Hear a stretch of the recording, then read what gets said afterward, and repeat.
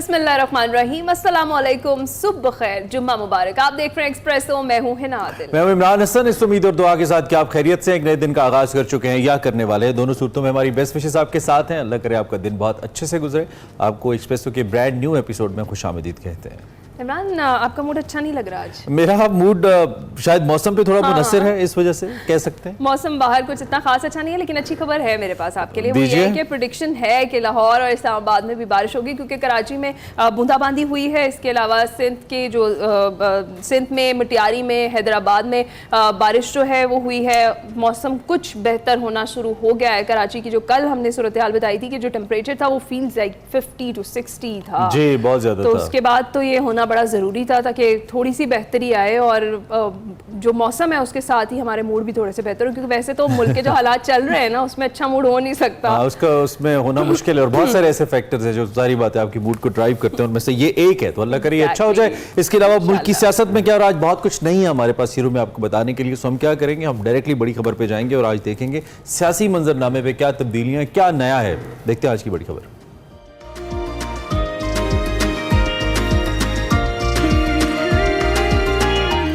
मखसूस नशस्तों के केस के फैसले के बाद तहरीक इंसाफ और सुन्नी इत्तेहाद काउंसिल के जो रहनुमा हैं उन्होंने गुज़श्ता रोज़ पार्लियामेंट हाउस में पार्लिमानी पार्टी के इजलास में सुप्रीम कोर्ट के फैसले, एडहॉक जजेस की तैनाती और पार्टी अरकान की गिरफ्तारी समेत 4 नुकात पर मुशावरत की, जिसके बाद इजलास के जो शुरका हैं उन्होंने पार्लियामेंट के बाहर सुप्रीम कोर्ट तक पैदल मार्च किया, मीडिया से गुफ्तगू की। PTI रहनुमाओं ने हुकूमत को खूब आड़े हाथों लिया। क्या बातें की गई, जरा सुन लेते हैं। तहरीक इंसाफ 70% पाकिस्तानियों की तर्जुमान जमात है। इस पे कोई भी पाबंदी हुकूमत के खत्म होने की तरफ काउंट डाउन होगा। पाकिस्तान तहरीक इंसाफ को बैन करने की बातें हो रही हैं। मैं वाज़े तौर पे ये बात करना चाहता हूँ, किसी का बाप भी पाकिस्तान तहरीक इंसाफ को नहीं बैन कर सकता। इस वक्त पाकिस्तान में लाकानूनियत है, जंगल का कानून है, इसको हम लोग कंडेम करते हैं। आइन शिकनी हो रही है। जिस तरह से कि इदारा जाती पस्तगी का मुजाहरा हो रहा है, उससे ये मुल्क आगे नहीं जा सकता, ये सिर्फ नीचे ही जा सकता है। दूसरी जानिब बिल्कुल फिच ने एक बड़ा गैर मामूली किस्म का तज्जिया किया और वो तज्जिया ऐसा लगता है कि जैसे पाकिस्तान का कोई इंटरनल मामलात का बहुत ज़्यादा जानने वाला कर रहा है। ख़ासतौर पे हम पॉलिटिक्स की बात कर रहे हैं। नून लीग के हवाले से कहा गया कि उनकी जो मौजूदा हुकूमत है, कल भी हमने बात की थी वैसे इस पर, कि 18 महीने तक बरकरार रहेगी, टेक्नोक्रेट्स की हुकूमत बनेगी। इसके साथ उन्होंने ये भी पेश गोई की जो बानी PTI हैं मुस्तक़बिल करीब में कैद में ही रहेंगे। इस पर वज़ीर दिफा जो ख्वाजा आसिफ हैं, उन्होंने सीनियर सहाफ़ी आसमा शिराजी साहिबा के साथ एक प्रोग्राम किया और उसमें गुफ्तगू की। उन्होंने कहा कि इलेक्शन मनसूख करने की बातें हो रही हैं। कहा जा रहा है कि अक्टूबर में इलेक्शन से मुतालिक जो दरख्वास्त है वो अदालत में आ जाए तो निमटेंगे। इलेक्शन के नतीजे में हमें जो जगह मिली उसके एक एक इंच का दिफा करेंगे। ख्वाजा आसिफ साहब ने ऐसा कहा। जी हाँ, एक एक इंच का दिफा करेंगे और जो जो दवा मौजूद है उसका इस्तेमाल किया जाएगा, ख्वाजा आसिफ ये कहते रहे। और दूसरी जानिब PTI को मखसूस नशिस्तें देनी है या नहीं, फैसला चैलेंज करना है। गुज़िश्ता रोज़ इलेक्शन कमीशन का अहम इजलास जो था बेनतीजा ख़त्म हुआ। इजलास आज फिर होगा और एडहॉक जजेस की तैनाती के लिए जुडिशल कमीशन का इजलास आज होगा। एडहॉक जजेस के लिए जस्टिस मुशीर आलम, जस्टिस मकबूल बाकर ऑलरेडी माजरत कर चुके हैं। इस पर जो सारी सिचुएशन बनी हुई है, सियासी सूरत हाल है, इस पर बात करने के लिए हमारे साथ आमिर ज़िया साहब मौजूद हैं। जी, उनसे ज़रा बात करते हैं। आमिर साहब, thank you very much for joining. आप ठीक ठाक हैं, खैरियत से? जनाब सुबह बखैर, बिल्कुल कराची का मौसम जरा बेहतर हो गया है, शुक्र अल्हम्दुलिल्लाह। हम तो कल से बहुत फिक्रमंद थे, लिटरली हम तो बात कर रहे थे और हमें पता चला कि it was kind of a mini heat wave जो कराची को हिट करी है। तो चलें, thanks God it's good now. सियासत का मौसम जो है ना वो अक्सर जो है ना, क्या उसे कहना चाहिए, बातों में घिरा रहता है, अबरालूद रहता है और उस पर अब बातचीत करते रहते हैं। फिल वक्त जरा ये जो ताज़ा तरीन सूरत हाल सामने आ रही है इस पर ज़रा बात कीजिए, जिसमें हुकूमत कह रही है कि हम अपने मैंडेट का जो बकौल हुकूमत की उनके पास है उसका वो दिफा करेंगे और तहरीक इंसाफ कह रही है कि ऐसे नहीं चलेगा। देखिए, सियासी मौसम तो बहुत गंभीर है और गरज चमक ही नहीं, मतलब मूसलाधार या तो कह लें बारिश है या एक हीट वेव है जो खत्म नहीं हो रही, या दूसरा एक इंतहाई की हीट वेव है सियासी हमारे उसमें मौसम में। बात ही कि जैसे आपने भी फिंच की रिपोर्ट का तस्करा किया, आपने ये इस बात का जो डिटर्मिनेशन है हमारी हुकूमत की कि हम अपने फिंच का दिफा करेंगे, और ऊपर से PTI जो है जिस तरह से अपने मतलब है जलवे दिखा रही है, तो उससे नजर ही आ रहा है कि मतलब है कि चीजों में जो हम सबकी ख्वाहिश है कि मुल्क में इस्तेहकाम आए, यहाँ पर जो है मतलब है हम लोग मईशत पे फोकस कर सकें आगे बढ़ने पे, उसके आसार फिलहाल नजर नहीं आ रहे। और इसमें जो फिंच की रिपोर्ट है आप उसको इग्नोर नहीं कर सकते। ये नहीं कर सकते कि जो कंट्री रिपोर्ट्स होती हैं फिंच की, मूडीज की, इकोनॉमिक्स इंटेलिजेंस यूनिट की या कंट्रोल रिस्क, ऐसे बहुत सारे इदारे हैं मगरब के अंदर जो कि इन्वेस्टमेंट के ऊपर लोगों को एडवाइस करते हो, ममालिक का रिस्क फैक्टर बता रहे होते, कंपनीज को बता रहे होते, तो वो हवा में बात नहीं करते, उनके पास बड़ी ऑथेंटिक इंफॉर्मेशन होती है, स्पेकुलेशन नहीं होती है। और वो जो या तो उनके अपने नुमाइंदे होते हैं पाकिस्तान में, जैसे उनके कोई होंगे जो नुमाइंदे कि जो उनको ये इंफॉर्मेशन फीड कर रहे होते हैं, वो ज़ाहिर है कि वो उसको डबल चेक किया जाता है। तो हमें सोचना चाहिए कि फिंच ने इस रिपोर्ट क्यों जो है दी है और वो इतनी सर्टिनिटी से टेक्नोक्रेट गवर्नमेंट की बात क्यों कर रहे हैं। और एक और बात जो है कि हुकूमत के सिस्टम की डिलीवर नहीं कर पा रहे, उसके ऊपर जो अदम इत्मीनान है मुल्क के अंदर आपको नजर आएगा। लोगों से अगर आप बात करें फिर आपको नजर आएगा कि जी जो हमारे बैरून मुल्क पार्टनर्स हैं वो भी मुतमईन नहीं है, वो भी कहते हैं मुल्क में इस्तेहकाम हो, चीन जैसे हमारा दोस्त मुल्क, फिर अमरीकी कांग्रेस का वो जो रेजोल्यूशन हमारे सामने है, पाकिस्तानी डायस्पोरा जो है नाराज है, परेशान है। तो कोई वजह वो है ना शेक्सपियर के ड्रामे में कि something is रॉटन in the state of Denmark, तो हमारे यहाँ भी कोई चीज देयर समथिंग रॉटन, और वो रोटन का जाहिर है कि हर लोग अपने अपने हिसाब से उसकी पेशगोई करते हैं, उसके बारे में डिफाइन करते हैं। पीटीआई के होंगे तो कहेंगे जी कसूरवार नून लीग है, नून लीग कहेगी कि जैसे भी ख्वाजा आसिफ का क्लिप आपने दिखाया कि गद्दारी कर रहे हैं और मतलब मुल्क दुश्मनी कर रहे हैं, तो वो लोग ये कह रहे हैं। तो ये डिपेंड्स कि on which side of the fence आप खड़े हुए हैं। जी सही है। अच्छा, अब आमिर ज़िया साहब, दूसरी जानिब जिस तरह से सियासी जमात पर पाबंदी लगाने की बात की गई की जानिब से, और उस पर भी हमने देखा कि खुद ही मुस्लिम लीग नून से भी बहुत सारे रहनुमा ऐसे भी सामने आए जिन्होंने कहा कि उनको तो इस हवाले से कुछ पता ही नहीं था ये जो फैसला किया गया है। तो बताइएगा, इससे मसाइल में मजीद इजाफा होगा या फिर ये वाकई डिसाइड कर लिया गया है मुस्लिम लीग नून की जानिब से कि पाबंदी लगाई जाएगी पीटीआई पर और आगे चलकर इस फैसले पर यू टर्न नहीं लिया जाएगा नून लीग की जानिब से? देखिए, जो आपके इंफॉर्मेशन मिनिस्टर हैं अता तारड़ साहब, अब वो जरा वो डिसइंफॉर्मेशन या मिस इन्फॉर्मेशन के मिनिस्टर तुम्हें नहीं समझना चाहिए। तो उन्होंने जिस तरह से यकीन से आकर मजबूती से कहा था कि हम पाबंदी लगाएंगे, तो लोगों ने कहा गालिबन हुकूमत ने तय कर लिया। लेकिन उसके बाद एक दिन के बाद जो है लग रहा था कि आफ्टर थॉट्स आ रही हैं और बात मुशावरत की होने लगी। खुद जो डिप्टी प्राइम मिनिस्टर हैं डार साहब, उन्होंने कहा जी मुशावरत होनी है, और लोगों ने कहा मुशावरत होनी है। तो मुझे लगता है कि यकसुई नहीं है इस मामले पे, क्योंकि इसके एक ना गैर मकबूल फैसला है। देखिए, पाकिस्तान की तारीख में 1954 में कम्युनिस्ट पार्टी पे पाबंदी लगी, अवामी लीग पे लगी मुजीबुर रहमान साहब की पार्टी पे, फिर भुट्टो साहब ने नेशनल अवामी पार्टी पे लगाई थी ना, उस सबका ब्लो बैक हुआ था। और वो आज भी उन फैसलों को एक मुतनाज़ा फैसले कहा जाता है। तो यही हाल पीटीआई का भी है, आपको अच्छी लगे बुरी लगे, बड़ी जमात है, लोगों का मैंडेट भी उसको हासिल है, सूबे में उसकी हुकूमत भी है। तो एकदम ये जो हमारी गद्दार कहने की सियासत है, चाहे वो पीटीआई कर रही हो, जैसे पीटीआई के दोस्त भी कहते हैं कि हुकूमत के लोग मुल्क दुश्मनी कर रहे हैं, वो भी नामुनासिब बात है। और इस हुकूमत उनको कह रही है, बात है कि सियासी मुखालफत एक अलग चीज होती है और रियासत से गद्दारी और वो एक अलग चीज होती है। अगर फर्ज करें कोई हुकूमत की मुखालफत कर रहा है, इसका मतलब ये हरगिज़ नहीं है कि रियासत मुखालिफ भी है। और रियासत और इसी तरह जो खिलाफ को भी यही बात समझनी चाहिए कि आप सियासी हरीफों को हरीफ रहने दें, दुश्मन ना बनाएं। सही कह रहे। तो अच्छा, पे लोग दुश्मन बना रहे हैं। जैसा एक बड़ा अहम नुकता इसमें, जिसमें ख्वाजा आसिफ साहब की स्टेटमेंट, बल्कि उनकी एक आवाज़ भी हमने शॉर्ट भी सुनाई, जिसमें वो कह रहे हैं कि इलेक्शन को मनसूख करने की बातें हो रही हैं। तहरीक इंसाफ की हुकूमत थी तो उस वक्त प्राइम मिनिस्टर अक्सर ये बात कहते थे कि और मेरे अलावा क्या चॉइस है इस सारी सूरत हाल के अंदर कि आप किसको लेकर आएंगे। तो आप से सवाल मेरा ये है कि चॉइसेस कितनी मैटर करती हैं, क्योंकि इस गवर्नमेंट के स्टार्ट में ही एक चॉइस की बात हो रही थी कि क्या वो भी चॉइस हो सकते हैं फॉर द चीफ एग्जीक्यूटिवशिप, बट वो नहीं हुए और दोबारा से शहबाज शरीफ साहब को इस मस्तद पे बिठाया गया। अब चॉइस होने के बाद अब जब दोबारा इस तरह की स्पेकुलेशंस हम कहें या इंडिया हम कहें जो सामने आ रहे हैं, is it because of the choice that already exist over there for a new experiment, या फिर नहीं कॉम्पिटेंस के इशूज हैं मौजूदा हुकूमत के, या फिर उसके अलावा कोई प्रेशर है, जैसे कि इंटरनेशनली कुछ प्रेशर्स आते हैं। ये ऐसे स्टेटमेंट्स क्यों आ रही हैं और इतनी इंपॉर्टेंट इश्यूज पे बैठे हुए इतने सीनियर वजीर की तरफ से? बात यह कि इस हुकूमत की लेजिटिमेसी को लोग क्वेश्चन कर रहे हैं, अंदरूने मुल्क भी कर रहे हैं और बैरूने मुल्क भी कर रहे हैं। तो ये एक ज़ाहिर है कि इसकी वजह से दबाव बढ़ गया है और उसकी दबाव की वजह से जब ये लोग फिर कोर्ट का डिसीजन आया सुप्रीम कोर्ट का कि मखसूस नशिस्तों की बहाली का, तो ये जो उन्होंने ऐलान किया था कि जी हम पाबंदी लगा देंगे और आर्टिकल 6 के तहत कार्रवाई करेंगे, तो वो हुकूमत की बौखलाहट की और बदहवासी की मैं समझता हूँ कमाजी करता है। तो जब आप अंडर कंट्रोल होते हैं तो आप बहुत ही प्रूडेंट किस्म के फैसले करते हैं, मैंने रवि के साथ चलते हैं। तो यहाँ पर हुकूमत को नजर आ रहा है। फिर दूसरी बात है कि हुकूमत जो है सियासी मार्ग पे घिरी हुई है, अगर वो 2/3 मेजोरिटी लूज कर देती है तो जिनको आईनी इस्लाहत करनी वो नहीं कर सकेंगे। एक बड़ी मजबूत किस्म की पीटीआई का इनको मुकाबला होगा तो मुश्किल होगी बहुत ज्यादा। फिर उसके साथ साथ आप ये देखिए कि माशी बुहरान जो है वो बहुत बढ़ता जा रहा है। माशी बुहरान बेशक हुकूमत कह रही है कि जी डिफॉल्ट का खतरा नहीं है, लेकिन एक आम आदमी की जिंदगी तो तूफानों में गिर गई है और एक आम आदमी बहुत दुखी है, परेशान है।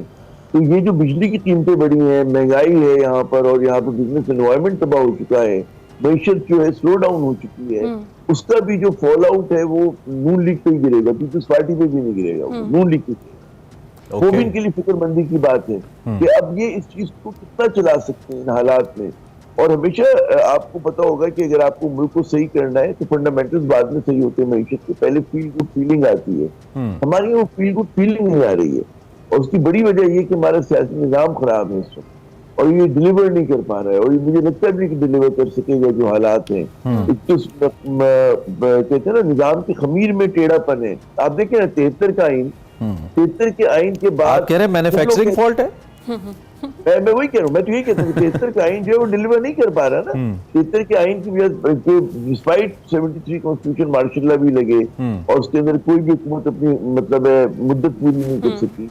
आप देखिए ना पूरी 90 की दिहाई देखें भुट्टो साहब के साथ क्या हुआ, उसके बाद मतलब कोई मसला है ना। फिर 18वीं तरमीम में मजीद टेढ़ापन लेकर आ गए कि आपने ऐसा एनएफसी लगा दिया, लेकर आ गए कि जिसकी वजह से आपका फेडरल गवर्नमेंट चल ही नहीं सकती, पैसे ही नहीं। हाँ, लेकिन 18वीं तरमीम में तो एक बड़ा आम फैक्टर गिव अप कर दिया उस वक्त 58(2)(b जो कि बड़ा इस्तेमाल होता रहा है मुख्तलिफ इलेक्टेड प्राइम मिनिस्टर्स के खिलाफ, तो कुछ हद तक हेल्प भी किया 18th अमेंडमेंट ने इस मसले को, डेमोक्रेसी। देखिए ये तो उसके बाद क्या 58(2)(b के बाद क्या प्राइम मिनिस्टर नहीं गए इस मुल्क में? गए ना। तो बात ये थी 58(2)(b जो था वो एक वॉल था कि जो है अपने आप को राजा महाराजा ना समझने लगे प्राइम मिनिस्टर, क्योंकि हमारे यहाँ जो पोलिटिकल पार्टीज हैं वो तो मतलब है राजवाड़े हैं शख्सियतों के, खानदानों के, वो जमहूरी पार्टियां तो है नहीं। तो अब अगर आप हाइंडसाइड पे देखें भाई कोई होना चाहिए ठीक है एक आदमी के पास इख्तियार ना, लेकिन रिजॉल्व करने का जब प्राइम मिनिस्टर जो है आप इससे बाहर हो रहा हो या मतलब एक ऐसी जैसे नवाज शरीफ साहब पे इल्जाम लगे थे 99 के अंदर, तो अगर फर्ज ने 58(2)(b होती तो गालिबन तोड़ना ना पड़ता असेंबली को और वो बिल्कुल ना आता।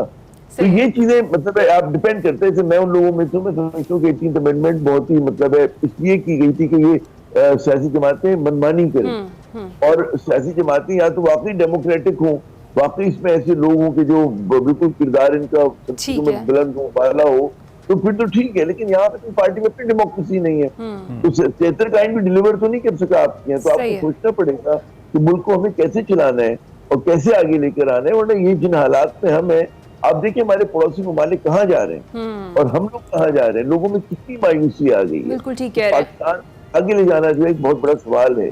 जी अच्छा आमिर साहब, जिस तरह से हम देख रहे हैं सारा जो मामला चल रहा है इस वक्त पॉलिटिकल सिनेरियो, इसमें पाकिस्तान पीपल्स पार्टी की जो क़यादत है, सदर साहब हैं बिलावल भुट्टो ज़रदारी साहब, वो उनकी जानिब से कुछ खामोशी है, कुछ ये खामोशी मानी खेज तो नहीं है? मतलब लीडरशिप ने ज़रूर कहा है कि उनसे मुशावरत नहीं की गई। इस खामोशी का मतलब हाँ है। इस खामोशी का मतलब हाँ है क्या वाकई?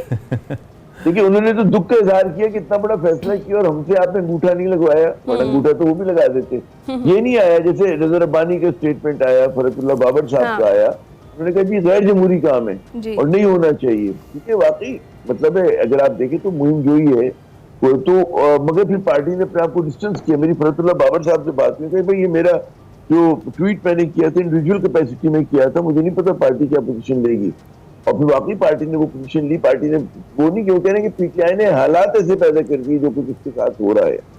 तो ये उनका मतलब है शर्जील मेमन का भी इसी तरह का स्टेटमेंट आया और मुराद अली शाह का भी आया, बाकी लोगों का भी। उन्होंने एक होता असूल की बात होती है कि भाई पाबंदी जो है इलाज नहीं होता और पाबंदियों से मुल्क आगे नहीं जाता। अगर इतना ही आसान होता मेरे ख्याल में उसका तो पूरा मलबा नून लीग पे गिरेगा। सही है, party is having best of the both world, आईनी होते हैं, हुकूमत है सिंध में, और वो सारा मलबा तनकीद जो होती है तो नून लीग पर होती है। और नून लीग में आप देखें कि उनकी क़यादत दबाव का शिकार है। नवाज शरीफ साहब ने एक एक्सेप्टेंस की स्पीच की थी इलेक्शन जीतने की, ठीक है, उसके बाद से कहाँ है वो, अवाम में क्यों नहीं है? सवाल है ना, नजर नहीं आ रहा। You are right. और भाई अगर वो सबसे तजुर्बेकार है, सबसे दानिश्वर है, सबसे मतलब उम्र में ज्यादा है सियासत में, तो उनको तो कम से कम अगर वजीर आजम ना बने तो कम से कम गाइड करें, लोगों से आके बात करें। पार्टी के सरबराह तो भी है ना वो। और फिर एक और सवाल है कि जब मुश्किल में आपको अक़लियती गवर्नमेंट करनी थी तो वहां पे तजुर्बेकार शख्सियत चाहिए था, तो नवाज शरीफ ने उहदा क्यों नहीं लिया? एंड द पॉइंट इज कि ये मुश्किल वक्त है डेफिनेटली पार्टी के ऊपर भी और हुकूमत के ऊपर भी। इस वक्त अगर आप एक जीरक सियासतदान है तो इस वक्त आपकी समझ काम करनी चाहिए, सभी सियासतदानों की वैसे करनी चाहिए। जैसा बच्चा एक शहरियार आफरीदी साहब ने एक स्टेटमेंट दी थी, एक बयान दिया था, आपको याद ही होगा। उन्होंने कहा था जो फौज का सरबराह होता है वो कौम के बाप की तरह होता है। और कल उमर अयूब साहब ने एक स्टेटमेंट दी कि किसी का बाप भी पीटीआई को बैन नहीं कर सकता। कोई मुमासलत है इस स्टेटमेंट के अंदर, इन दोनों के अंदर, आपको लगता है? देखो हमारे यहाँ मेरे ख्याल में मुख्तलिफ चीजों को जोड़ लेते हैं, बाज़ लोग जोड़ के इसमें यकीनन नहीं कहेंगे कि उमर अयूब ने मतलब ये गुस्ताखी की। मैं समझता हूँ कि हम ज्यादा इसमें प्यासराई ना करें। फौज हमारे लिए एक बड़ा अहम इदारा है, पाकिस्तान की सबकी यकजहती के लिए, तालमियत के लिए। जिन लोगों को शिकायतें भी होंगी उनको भी समझना चाहिए बात बड़ी कि इख्तिलाफात अपनी जगह, हमें अपने इदारों को अंडरमाइन नहीं करना चाहिए और हमें यकीन करना चाहिए कि अगर फर्ज करें कि अगर वो ऐसा फैसला कर रहे हैं तो कोर्स करेक्शन कर सकते हैं, वो दुरुस्त हो सकते हैं। तब होता है ना फैसला आपने किया कल को आप दोबारा, तो फौज को मुतनाज़ा नहीं बनाना चाहिए। और फौज के ऊपर जो पीटीआई ने अपने साथ जुल्म किया वो यही जुल्म किया कि बजाय इसके कि वो सियासी मुखालिफों से भिड़ते उन्होंने इस्टेब्लिशमेंट से अपनी जो है लड़ाई शुरू कर दी, क्योंकि जिसका नुकसान ही हुआ है। और यहाँ पर रवैया तो पीटीआई का अब भी वही है, कुछ खास तब्दीली नहीं है। ऐसी स्टेटमेंट्स का तस्करा करने की वजह जो लोग खैर खा है मतलब पाकिस्तान के भी, और वो चाहते हैं पाकिस्तान में गाड़ी चलती है सियासत की, ये कहते हैं कि अपने इदारों को अपना तनकीद का निशाना बनाए। सियासी डोमेन में आप एक दूसरे के ऊपर जो मर्जी करें। ठीक है, I am just left with 2 minutes. जैसा अगर मैं आपसे पूछूं कि जो फिच की जितनी प्रेडिक्शंस हैं या उनका ख्याल है या उनका तज्जिया है, आप बतौर तज्जियाकार, आप तो पाकिस्तान से हैं, आप तो पाकिस्तान की पॉलिटिक्स को आई बिलीव फिश से ज्यादा बेहतर समझते हैं क्योंकि ज्यादा अरसे से मुंसलिक है आप इससे। आप किस हद तक मुत्तफिक है इस तज्जिए से? 18 माह का जो वक्त है कि गवर्नमेंट भी 18 माह में तब्दील हो सकती है, खान साहब भी 18 माह बाहर नहीं आएंगे, इसको आपको लगता है कि ये मुत्तफिक हैं आप इस तज्जिए से? मैं मुत्तफिक या वो नहीं हूँगा। मैं ये समझ रहा हूँ कि पाकिस्तान में तो बहुत ज्यादा अदम इस्तेकाम है, और मुझे से लोग भी, मुझे खदशा ये है कि इस मुल्क में कभी भी कुछ भी हो सकता है। एकदम अवामी गैज़ो गज़ब सामने आपके आ सकता है, खुदा न खास्ता कोई और चीज हो सकती है, क्योंकि माजी में होती रही है। तो पाकिस्तान इसको बहुत ही नाजुक मरहले से गुजर रहा है और इसमें कुछ भी हो सकता है। तो ये चीज जो है, इसको अब जो हमारे अरबाब इख्तियार हैं, अरबाब इख्तिदार हैं, उनको सोचना है कि लोगों में यकीन कैसे बहाल करें। वरना खाकुम बदहन मतलब होता है ना कि एकदम अवामी, देखो कि बिजली के बिलों पे गुस्सा आ जाए लोगों को। हमने देखा बांग्लादेश में मुजाहरे हो रहे हैं, हमने अफ्रीकी ममालिक में देखा कि लोग एकदम आ जाते हैं। पाकिस्तान में खुदा का शुक्र है, अभी मेरी कल एक किसी बिजनेसमैन से बात हो रही थी, बड़ी अहम बात उन्होंने की, मैं इस स्टोरी को फॉलो करूंगा कि हमारे यहाँ चैरिटीज बहुत चलती हैं। कराची जैसे शहर में सैलानी है, हजारों लोग खाना खिलाते हैं, ईदी है। तो हमारी ये जो चैरिटीज हैं, इन्होंने अभी तक लिड लगाई हुई है कि लोग भूखे नहीं मर पा रहे, कि जो मुखैर हजरात हैं वो मदद कर देते हैं, लेकिन ये सिस्टम नहीं चल रहा आपका ना।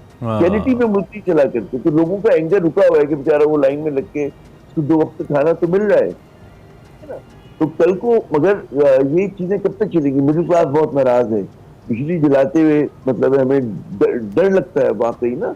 अगर हम मतलब हम बल्ब बंद करते हैं, अंधेरे में हाथ, और हर वक्त एक साइकोलॉजिकल प्रेशर में, गुसल खाने की बत्ती जलाने की जरूरत नहीं है। तो लोग इस तरह से सोच रहे हैं, ठीक है ना। और तो परेशान है। आप देखिए इन्फ्लेशन देखें, आप लोग कहते हैं कि जी कम हो गई है, लेकिन वो जो ज्यादा थी उसके ऊपर भी वो इन्फ्लेशन तो बरकरार है ना, महंगाई तो है, और लोगों का कारोबार नहीं है, बिजनेस नहीं चल रहा है, तो हालात बड़े मखदूश हैं। हमें दुआ करनी चाहिए कि हम इस भंवर से, इस बुरान से निकल जाएं। और जो फिन जैसे इदारे कर रहे हैं, ये हमें एज ए इंडिकेशन लेना चाहिए टू टाइटन आवर बेल्ट और हम दुरुस्त सिमत में जाएं। इसको इग्नोर ना करें, इसको ये ना कि उन्हें पता नहीं है, बालगाराई कर रहे हैं। हमें चाहिए कि हम उन हालात को प्रिवेंट करें कि ऐसे ना हो, और उसके लिए हमें आज से इक़दाम करने होंगे। ठीक, बिल्कुल ठीक है। बहुत शुक्रिया आमिर ज़िया साहब, आपने अपना तज्जिया जो है वो तमाम तर जो सियासी सूरत हाल है उस पर रखा, और बिल्कुल वो सियासी अदम इस्तेहकाम जब तक रहेगा तब तक तो मुआशी सूरत हाल हमारी जो है वो कभी भी बेहतर नहीं हो सकती। आमिर साहब कह रहे थे इससे सीखें, आई विश कि सीखें। अब आवाम तो देख रही है इसकी तरफ की पॉलिटिकल मैच्योरिटी का मुजाहिरा हो, अच्छे अच्छे इक़दामात हों, और कम से कम मुल्क की डायरेक्शन तो हो जाए ना, अच्छी डायरेक्शन हो जाए, फिर आगे रिजल्ट्स आते रहें। लेकिन अभी तक तो डायरेक्शन के ही मसले हैं, वही आप वाली बात की सियासी इस्तेहकाम ही नहीं है, तो बाकी क्या होगा। खैर जी, बात करते रहेंगे, तज़िया पहुँचाना और अपडेट्स पहुँचाना हमारा काम है। हम एक ब्रेक लेते हैं, ब्रेक के बाद आप आइए, हम दोबारा ज्वाइन करते हैं।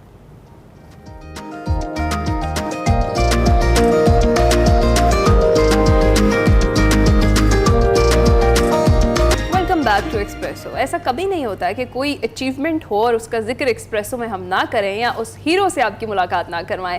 जनाब, आपकी मुलाकात करवाते हैं एक्सप्रेसो हीरो से, जिन्होंने काज़ाकिस्तान में होने वाली world strength lifting and incline bench press championship में पाकिस्तान के वेट लिफ्टर मोहम्मद उस्मान, जिन्होंने 1 गोल्ड और 1 सिल्वर मेडल जीत लिया है। पाकिस्तान स्ट्रेंथ लिफ्टिंग टीम के कैप्टन मोहम्मद उस्मान ने 85 केजी कैटेगरी में 132.5 केजी जो वेट है उसको उठाकर सिल्वर मेडल अपने नाम किया, जबकि डेड लिफ्ट में 232 केजी जो वेट है उसके साथ गोल्ड मेडल जीता। और बड़ी बात यह है कि मोहम्मद उस्मान ने 2 तगड़े जो भारतीय हरीफ है ना उनको शिकस्त देकर पाकिस्तान का नाम रोशन किया और विक्ट्री स्टैंड पर पाकिस्तान का परचम लहराया। इंडीड जबरदस्त उनकी परफॉर्मेंस रही है।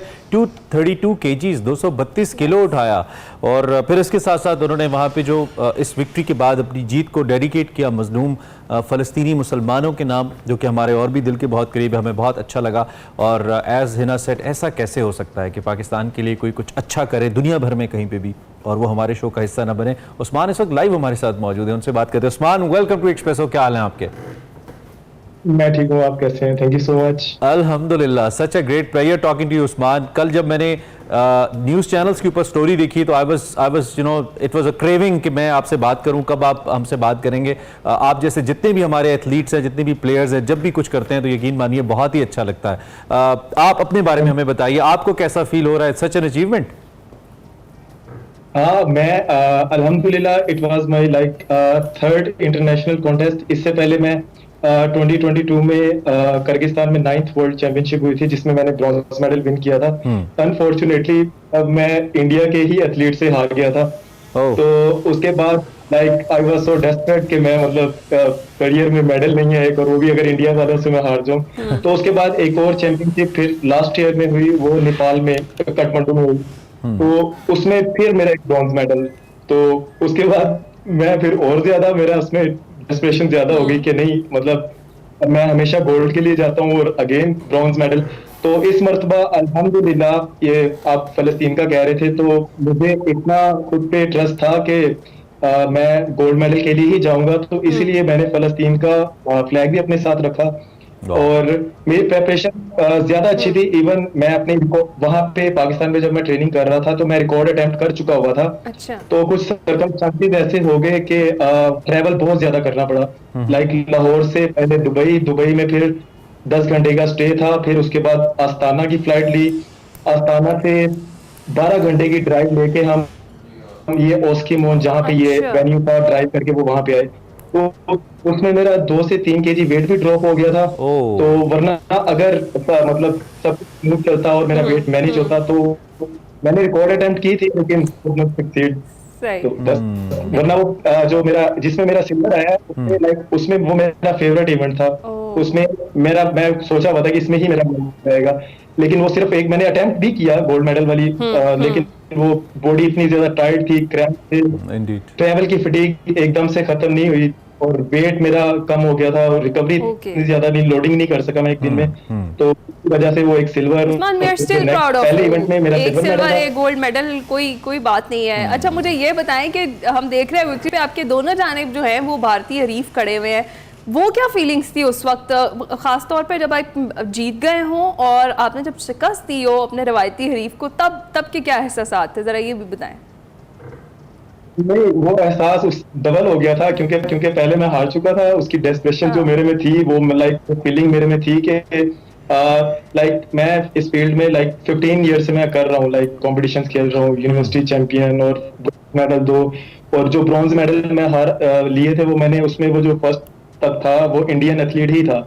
अच्छा। तो इसी चीज ने मुझे ये मतलब करने में मजबूर किया कि नहीं, मैंने अपना गोल्ड मेडल भी लेना है और इन्हीं से ही लेना है। और इससे ज्यादा जो मेरे लिए अचीवमेंट की बात है कि एक तो इंडियन एथलीट के अगेंस्ट मैंने विन किया और एक इंडियन एथलीट के साथ जब मैंने पैलेस्टाइन का फ्लैग प्रेजेंट किया उनके सामने, क्योंकि आई नो सोशल मीडिया पे और इंस्टाग्राम पे जितनी भी फलस्तीन की पोस्ट आती हैं उन पे इंडियन के बड़े डिस्करेजिंग कमेंट्स होते हैं और वो उनकी सपोर्ट होती है उनके लिए। तो मुझे आपने कुछ सारा करना था, फिर like, आपने मैं कहा कि मैं जैसे सारा हिसाब सूद के साथ क्लियर कर बराबर कर दूं दूं। दुनिया भर के सामने। किया आपने, आपकी शायद नीयत थी, विल थी और obviously you know hard work था आपका। लाइक हाँ, इससे लाइक अगर हम जैसे बॉयकॉट करते थे डिफरेंट चीजों का तो कुछ लोग कहते थे कि नहीं बॉयकॉट करने से कुछ नहीं होएगा, हम कुछ और करना चाहिए। तो ये मैं फिर सोच रहा था कि क्या करना चाहिए मैं और क्या कर सकता हूँ कि वर्ल्ड वाइड लाइक पैलेस्टाइन का फ्लैग प्रेजेंट नहीं, आपने बहुत बड़ा काम किया है, पाकिस्तान के लिए तो किया ही है, लेकिन पैलेस्टीनियन ज्यादा डिजर्व करते हैं ओब्वियसली, और आपने बहुत जबरदस्त काम किया है, इसमें कोई शक नहीं है। मुझे थोड़ा सा जी उस्मान, मैं थोड़ा सा टेक्निकली आपकी गेम के बारे में जानना चाह रहा हूँ। Is it just about lifting the weight, I mean जितना वेट आपके सामने है उसको एक लिफ्ट करना है, या उसको लिफ्ट करने की टेक्निक है? एट व्हाट बेसिस बेसिकली आपको मेडल किस बेस पे दिया जाता है? ये जो रेगुलर वेट लिफ्टिंग और पावर लिफ्टिंग है ना, ये थोड़ा उससे हट के है। लाइक इसमें लाइक जो पावर लिफ्टिंग है उसमें स्ट्रेट बेंच है, वो कंपैरेटिवली इजी होता है। जो इंक्लाइन बेंच है वो लाइक 45 के एंगल पे वो थोड़ा सा टफ हो जाता है। तो एक ये इसका एंगल है। उसके बाद जो हैक लिफ्ट जो आप कह रहे हैं 232.5 kg मैंने लिफ्ट किया है, वो फ्रंट से नहीं किया है, वो बिहाइंड द लेग्स किया है मैंने। अच्छा। लाइक ये इस इवेंट की हाँ उसका एक स्टाइल है, वो बिहाइंड द लेग्स आपने वेट पुल करना है और रेफरी आपको कमांड देगा, आपने वेट लेके खड़ा होना है और फिर रेफरी आपको डाउन बोलेगा, डाउन जाना। चलिए, मुझे अब एक हमारा सबसे की क्वेश्चन होता है और वो होता है कि आपकी क्या सपोर्ट रही यहाँ पे। मैं आपसे पूछे बगैर ये कह सकता हूँ कि कोई स्पॉन्सरशिप नहीं होगी आपके पास, आप अपनी विल पे गए होंगे, जैसा कि आपने कहा कि आप इतना मुश्किल ट्रेवल किया, बॉडी फटीग थी, तो कितनी मुश्किल ये जर्नी रही, और आप भी बाकी एथलीट्स की तरह सर्दमोरी का शिकार रहे जो हुकूमती इदारों और स्पोर्ट्स बोर्ड की तरफ से होती है? कोई स्पॉन्सर नहीं था आपके पास? ये नॉर्मली ऐसे ही होता है। मैंने नहीं आना था इस कंपटीशन में, तो लाइक मैं ट्रेनिंग करवाता हूँ, मेरे like I am personal trainer. मेरे स्टूडेंट्स हैं तो वो मुझे कह रहे थे कि आप ट्रेनिंग कर भी रहे हो लेकिन आप नहीं जा रहे हो। मैंने उनको बताया कि मैं कैसे मैनेज करूंगा ये सारे एक्सपेंसेस वगैरह। तो फिर वो आप स्पॉन्सर तो नहीं कह सकते, लाइक एक कर्टेसी सपोर्ट कह सकते हैं। तो एक ने कहा कि चलो मैं आपको लाइक 50% मैनेज करके देता हूँ, लेकिन आप कंपीट करो, जो चीज मैंने अचीव नहीं की अपने करियर में। तो मुझे ना इस चीज का बड़ा बर्डन भी फील होता है कि लाइक मैं किसी से सपोर्ट लेके अगर आ रहा हूँ तो एक ना मतलब बड़ा अजीब सा लगता है कि अगर मैंने विन नहीं किया और फिर वो लोग क्या कहेंगे। वो बड़ा स्ट्रेंज था मेरे लिए। तो वो मेरे एक स्टूडेंट थे एक आफ्ताब भाई, उन्होंने मुझे सपोर्ट किया 40% मुझे, वो मेरे वही स्टूडेंट है। आधा मेडल आफ्ताब भाई का भी है इसमें। हाँ, उन्होंने मुझे सपोर्ट किया जिसने भी आपको सपोर्ट किया, हम उनके थैंकफुल भी हैं और we are really proud of you. अच्छा, मुझे ये बताएं उस्मान कि कितना टफ रहा, कितना चैलेंजिंग था ये सफर इतने बड़े इवेंट तक पहुंचने का, और वेट लिफ्टिंग के अलावा आप क्या करते हैं? जिस तरह आपने अभी बताया कि आप पर्सनल ट्रेनर हैं, आपने कभी सोचा नहीं था कि आप पार्टिसिपेट भी करेंगे, अचानक से इसी तरह अपने स्टूडेंट्स के कहने पे आपने पार्टिसिपेट कर लिया। कभी पहले सोचा था कि हाँ मैं कभी पार्टिसिपेट करूंगा? मैंने ना स्टार्टिंग में मैं like I was saving money, मैं पैसे जोड़ रहा था कि मैंने तैयारी कर ली थी, मुझे गोल्ड लेना था, मुझे पैलेस्टाइन का परचम लेके आना था यहाँ पे। लेकिन एंड पे लाइक मेरी एक दिन की मुझे फ्लाइट डिले करना पड़ी, वो मुझे फ्लाइट नहीं मिल रही थी। तो मेरी प्रिपरेशन थी, मैंने कोशिश की भी थी, लेकिन एंड टाइम पे ना कुछ एक्सपेंसेस मैं मीट नहीं कर पा रहा था। तो वो फिर मुझे सपोर्ट किया, तो फिर उसके बाद मैं आ पाया यहाँ पे। इवन मेरा एक स्टूडेंट है, उसने मुझे बोला कि उस्मान भाई आपका दुबई में 10 घंटे का स्टे होगा, आपने कंपटीशन खेलना है, आप कार्ड लेके जाए मेरा बिजनेस लॉन्च के लिए। अब मैं उसका कार्ड तो ले आया, लेकिन जब मैं बिजनेस लॉन्च में गया उन्होंने बोला कि जिस बंदे का ये कार्ड है वो होना जरूरी है। तो वो बिजनेस लॉन्च में नहीं मिली। तो फिर 10 घंटे दुबई एयरपोर्ट पे अकेले गुजारना मेरे पास, like I was like 8 billion people में अकेला। तो वो कभी और हम इतने पत्थर दिल है ना, हम सिर्फ फिर वो कामयाबी देख रहे होते हैं, हम सिर्फ ये विजुअल्स देखते हैं कि एक लड़का हमारा एथलीट आया, उसने वेट उठाया, गोल्ड मेडल पहना और हमने 2-4 लाइक्स फेसबुक पे दिए एंड दैट्स इनफ। उसके पीछे कितनी स्ट्रगल है, उसकी कितनी जर्नी है। अभी आप ट्रेनिंग का तो जिक्र ही नहीं कर रहे, जो ट्रेनिंग आपने की होगी, जो आपने अपने डाइट प्लान्स मैनेज किए होंगे बड़ी मुश्किल से। I believe it's very very tough. आपके ख्याल में क्या होना चाहिए उस्मान? कोई मैकेनिज्म आपके माइंड में आता है कि ये मैकेनिज्म हो, इसके तहत आप और आप जैसे दीगर जो एथलीट्स हैं उनको एक अच्छी कॉम्प्रिहेंसिव सपोर्ट भी मिल सकती है, एक अच्छा सिस्टम बन सकता है? प्लीज हमें बताइए। इसका फॉर्मूला सिंपल है, जैसे लाइक हर घर में ये बिजली का बिल देते हैं, इनके पास सारा रिकॉर्ड है कि हमने इस घर में इतना बिल भेजना है। तो स्पोर्टिंग क्लब्स बहुत कम है पाकिस्तान में ना, मतलब आप लाहौर में अगर देखेंगे वेट लिफ्टिंग के 10 क्लब हैं। आप गवर्नमेंट इन 10 क्लब्स को रजिस्टर्ड करे अपने पास, कोई ऑथेंटिक कैपेबल लोग लगाए जो करप्ट नहीं हो, क्योंकि नॉर्मली पाकिस्तान में ये फेस मैंने देखा भी है दूसरों को, कोचेस तक या ऊपर वाली मैनेजमेंट तक वो चीज पहुंचती है लेकिन एंड तक नहीं पहुंचती एथलीट तक। अगर पहुंचेगी भी तो उसका 40% 50% पहुंचेगा। वो एक जो लॉयल लोग हैं, लाइक स्पोर्ट्स के भी हैं बीच में, उनको ये लाइक उनकी ड्यूटी लगाएं, वो क्लब रजिस्टर्ड करें, जो नीडी बच्चे हैं उनको मंथली स्कॉलरशिप दें और खुद दें जाके, लाइक उनको उनसे बातें उसमें बाद में उनका चेक एंड बैलेंस रखें कि उन तक वो चीज पहुंच भी रही है कि नहीं पहुंच रही। आई एग्री उस्मान, इसमें कोई और इससे बेहतर दो राय हो नहीं सकती। आई होप कि आपकी ये राय इस प्लेटफॉर्म के जरिए पहुंचे। हम भी जहां तक जिधर भी कोई मौका मिला जरूर कोशिश करेंगे कि साहिब इख्तियार इख्तियार तक ये बात जरूर पहुंचाएं। बहरहाल आपका बहुत शुक्रिया, आपसे मिलकर हमें बहुत अच्छा लगा। आपने जो कारनामा किया है, ऑफ कोर्स आपने हिस्ट्री में नाम लिखा है और हम उम्मीद करते हैं इंशाल्लाह कि आप आइंदा भी रुकेंगे नहीं, ऐसा करते रहेंगे और ऐसे एथलीट्स की इमदाद हम कब तक नहीं करेंगे, कब तक नहीं सपोर्ट करेंगे। अनफॉर्चुनेट सी बात है ये कि हर दूसरा जो एथलीट आता है उसका यही एक ही दुख है और यही है कि कोई गवर्नमेंट सपोर्ट नहीं है, स्पॉन्सरशिप के बड़े ज़्यादा मसाइल हैं। तो खुदा इसको हल करें। वो आपका नाम एक बड़े प्लेटफॉर्म पे जाके रोशन कर रहे हैं, आपके मुल्क का झंडा बुलंद कर रहे हैं, तो उसमें आप उन्हें थोड़ी सी सपोर्ट नहीं करते। खैर, इसके साथ ही एक्सप्रेसो में वक्त हुआ एक ब्रेक का, आपने कहीं नहीं जाना, कुछ ही देर में वापस आएंगे।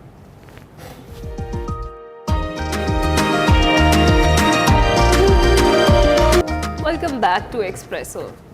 मुझे ये बताएं इमरान, क्या आप चाय पीते हैं? मैं क्यों बताऊं आपको? बताएं, मैं नहीं बताता। मैं आपको फिर उसके आगे आपको मेरा कप देख के नहीं लग रहा। आप सुबह तो कॉफी पीते हैं लेकिन दिन में क्या आपकी चाय की कोई इंटेंशन? एक कप चाय। लेकिन पाकिस्तानी हैं आप? मैं कैसा पाकिस्तानी हूँ? जिस इलाके से यूजुअली आई बिलोंग टू अटक बाय द वे, और वैसे भी हम पंजाब, अटक, इनफेक्ट कहीं भी चले जाएं तो ये तो हमारा कौमी मशरूब है ना, जो चाय है। खुशी है, गमी है, गप्पे लगानी है, लो चाय बनाओ। और आप अगर अब कभी आपको इत्तेफाक हो आप लाहौर से कराची बाय रोड ट्रेवल करें तो जितने, मुझे लगता है कोई वर्ल्ड रिकॉर्ड होगा, इतने ज्यादा चाय के ढाबे रास्ते में आते हैं और वो सभी मसरूफ होते हैं क्योंकि हर जगह पे चाय चल रही होती है, चाय पक रही होती है। और एक अंदाजे के मुताबिक बहुत बड़ा ज़र मुबादला हमारा चाय के ऊपर जाता है जो हम हर साल देते हैं इसके लिए, इस मद में। तो जनाब, कुछ लोग चाय वजन कम करने के लिए पीते हैं, कुछ कहते हैं कि जी हमें चाय के बगैर हमारा गुजारा नहीं होता। आदादो शुमार ये कहते हैं कि 55 करोड़ डॉलर से जायद की चाय की जो पत्ती है ना, ये मंगवाई जाती है, क्योंकि साल 2022 के मुकाबले में 17% ज्यादा है। और आज हम इसके फायदे और नुकसान पे बात करेंगे कि क्या ये पैसे हम सही लगा रहे हैं, 55 करोड़ डॉलर किसी और तरफ लगाएं तो इसका कोई फायदा भी हो सकता है। तो इस पे हमने कहा एक जरा हल्की बुल्की नशिस्त आपके साथ करते हैं। इसी पर बात करेंगे। माहिर ग़िज़ा समन इश्तियाक साहिबा हमारे साथ मौजूद हैं। अस्सलाम वालेकुम समन, कैसी हैं आप? कोई सलाम है, बिल्कुल ठीक। अच्छा समन, ये जो सबसे पहले तो मैं आगाज इसी चीज से करूं चाय पिएंगी आप Saman? Chai for sure, I guess to be very honest, चाय से बेहतरीन दोस्त आई गेस किसी का नहीं है। अच्छा। कहा जाता है ना, so you're a tea person. I am a tea person, I am tea lover. और टू बी वेरी, इसके नुकसानात हमें उस तरीके से नहीं भर गया। आपकी ओपिनियन बाइस नहीं होगी। अच्छा, अक्सर हमारे पास न्यूट्रिशनिस्ट के पास पेशेंट्स इस वजह से नहीं आते कि इन्होंने तो सब कुछ मना करना है, बट यहाँ पे आके हम कहते हैं कि जो चाय है वो आप पी सकते हैं, लेकिन कितनी अमाउंट में, किस फॉर्म में, ये हम डिस्कस कर लेते हैं। अच्छा, ये जो सुबह सुबह उठते ही खाली पेट जो बेड टी का कॉन्सेप्ट है, ये कितना हेल्दी है या फिर कितना नुकसानदेह है हमारी बॉडी के लिए? अच्छा हिना, सबसे पहले तो जो चाय है ना, अगर वो देखा जाए तो वो पाकिस्तान में नहीं, ऑल ओवर द वर्ल्ड सबसे पी जाने वाला और सबसे मोस्ट फेवरेट मशरूबात में से एक है। अच्छा। लेकिन सबसे ज्यादा जो हमारे पाकिस्तान में ट्रेंड है वो ये है कि हम कहते हैं कि बेड टी, अभी उठते साथ ही हम कहते हैं कि चाय मिल जाए तो हम प्रॉपर फंक्शन करना शुरू कर देंगे। बट होता क्या है कि यहीं से हम सबसे पहले जो सबसे ज़्यादा गलतियाँ यहीं से स्टार्ट हो जाती है हमारी पूरे दिन की, क्योंकि सारी रात आपकी जो बॉडी है वो एक स्लीपिंग मोड से उठकर एक वेकअप मोड पे आई होती है। तो आपकी गट हेल्थ को एक हेल्दी ब्रेकफास्ट और नॉर्मल जो रूम टेम्परेचर वाटर होता है उसकी जरूरत होती है। अच्छा। क्योंकि हर चीज़, हर बीमारी आपको गट हेल्थ की वजह से होती है। आपका जीआईटी जितना सही रहेगा आपको कोई प्रॉब्लम नहीं रहेगी, लेकिन उसमें हम क्या करते हैं, एम्प्टी स्टमक में हम ब्लैक टी, ब्लैक कॉफी या चाय चीनी वाली जो होती है हम वो डालना शुरू कर देते हैं। यहीं से ज्यादा प्रॉब्लम स्टार्ट हो जाती है। तो बेसिकली आप कह रहे हैं कि निहार मुंह जो बेड टी का कॉन्सेप्ट है, इट्स नॉट राइट। यस, ये नहीं होना चाहिए। अच्छा, एक बड़ी इंपॉर्टेंट बात है, दुनिया भर में चाय तो पी जाती है, जैसे मैं चीन की एग्जांपल दे सकता हूँ, लेकिन उस चाय का जो अज्जाए तरकीबी है ना, जो उसकी जो रेसिपी है वो बदल जाती है। बिल्कुल, वो चाय टोटली डिफरेंट है। जो चाय का हमारा कॉन्सेप्ट है, हमारे यहाँ तो चीनी में चाय डाली जाती है, चीनी ज्यादा चाय कम, और कुछ कहते हैं कि पत्ती तेज, कुछ इतनी पका के चाय पीते हैं और कहा जाता है कि ये आपके लिए बड़ी, आपके डाइजेस्टिव सिस्टम के लिए और दूध पत्ती वाला बहुत है। ये इसका क्या बताइए, जो इसकी रेसिपी तब्दील होती है उसका क्या इम्पैक्ट होता है? अच्छा इमरान, यहाँ पे पाकिस्तान में सबसे ज्यादा ट्रेंड है दूध पत्ती वाला। कि हम दूध में, मलाई वाले दूध में हम जो बिल्कुल एग्जैक्टली वो हम कर रहे होते हैं, और वही आपका ओबेसिटी का कॉज बनती है, वही आपका शुगर का कॉज बनती है, वही आपके हार्मोन डिस्टर्ब करती है। तो सबसे जो बेस्ट चाय है वो ये है कि आप कहवा बनाएं पहले, क्योंकि पहले जमाने से चलती हुई आ रही है चाय, ये अब से नहीं हो रहा, हमारे नाना दादा उनके टाइम से चलती हुई आ रही है। लेकिन पहले होता था कि उसको दम लगा के उसके कहवे को पकाया जाता था। आप उसको पहले पकाएं, उसमें आप जितने ये इलायची, सौंफ, इसको भी आप ऐड कर सकते हैं। उसके बाद अलावा एक जो मसाला टी का पूरा कॉन्सेप्ट है उस पे भी आपने बिल्कुल फॉर श्योर वो अब ये होता है कि आप पहले कहवा बनाएं, उसके बाद 1 to 2 टेबलस्पून सिर्फ दूध हम अलाउ करते हैं, वो भी घर का मलाई के बगैर वाला स्किम मिल्क। लेकिन आजकल देखें कि हम लोग डाल रहे हैं पाउडर मिल्क, पैकेज 2 आपके आ रहे हैं, मुझे जितने आ रही है सारी चीजें बनी बनाई आ रही है, बनी बनाई आ रही है, पैकेट के अंदर मिक्स करें होती है। एग्जैक्टली, कि वो जितना हम पैकेज चीजों की तरफ चले गए हैं, रेडी टू ईट वाली चीजों में चले गए हैं, उतना आप देखेंगे कितनी प्रॉब्लम्स आना शुरू हो गए, कितने हेल्थ इश्यूज आना शुरू हो गए। हर एक चीज आप खा भी सकते हैं, पी भी सकते हैं, लेकिन जब आप उसको एक्सेस अमाउंट में कंज्यूम करेंगे वो इवेंचुअली जो है आपके हेल्थ इश्यूज लेकर आएगा, तो वो नुकसान देगा। ये जो रेसिपी पे अभी आप दोनों बात कर रहे थे, शेफ नहीं है ना? नहीं, चाय की रेसिपी। अच्छा, इसमें अब जो कुछ भी आता है चाय में, मतलब आपने कहा कि इलायची या सौंफ डाली जाती है, आजकल तो बहुत सारे मसाला जाट डालकर चाय तैयार की जाती है, क्या वो भी नुकसानदेह है? अच्छा है ना, मसालादार जो चाय है वो भी हम हर पेशेंट को, हर पर्सन को हम वो रिकमेंड नहीं करते। अच्छा। क्योंकि समहाउ वो ये होता है कि आप उसमें इलायची डाल रहे हैं तो आप दालचीनी भी डाल रहे हैं, वो आपका ब्लड प्रेशर को भी, एग्जैक्टली वो कहीं ना कहीं आपका ब्लड प्रेशर को भी वो कर सकती है स्पाइक अप, तो कहीं ना कहीं कोई ना कोई प्रॉब्लम हो सकती है। तो सबसे बेस्ट ये है कि आप घर की जो पत्ती होती है उसको आप पकाएं और उसमें आप इलायची डाल सकते हैं 1 से 2, और उसके बाद जब आप कहवा तैयार कर लें उसमें 1 से 2 टेबलस्पून आप दूध के डालें, ये सबसे बेस्ट है। लेकिन चीनी नहीं हम ऐड करवाते क्योंकि शुगर मेन कल्प्रेट है हर चीज का, लेकिन हमारे घर में वो बनता है पतीला पूरा चाय का,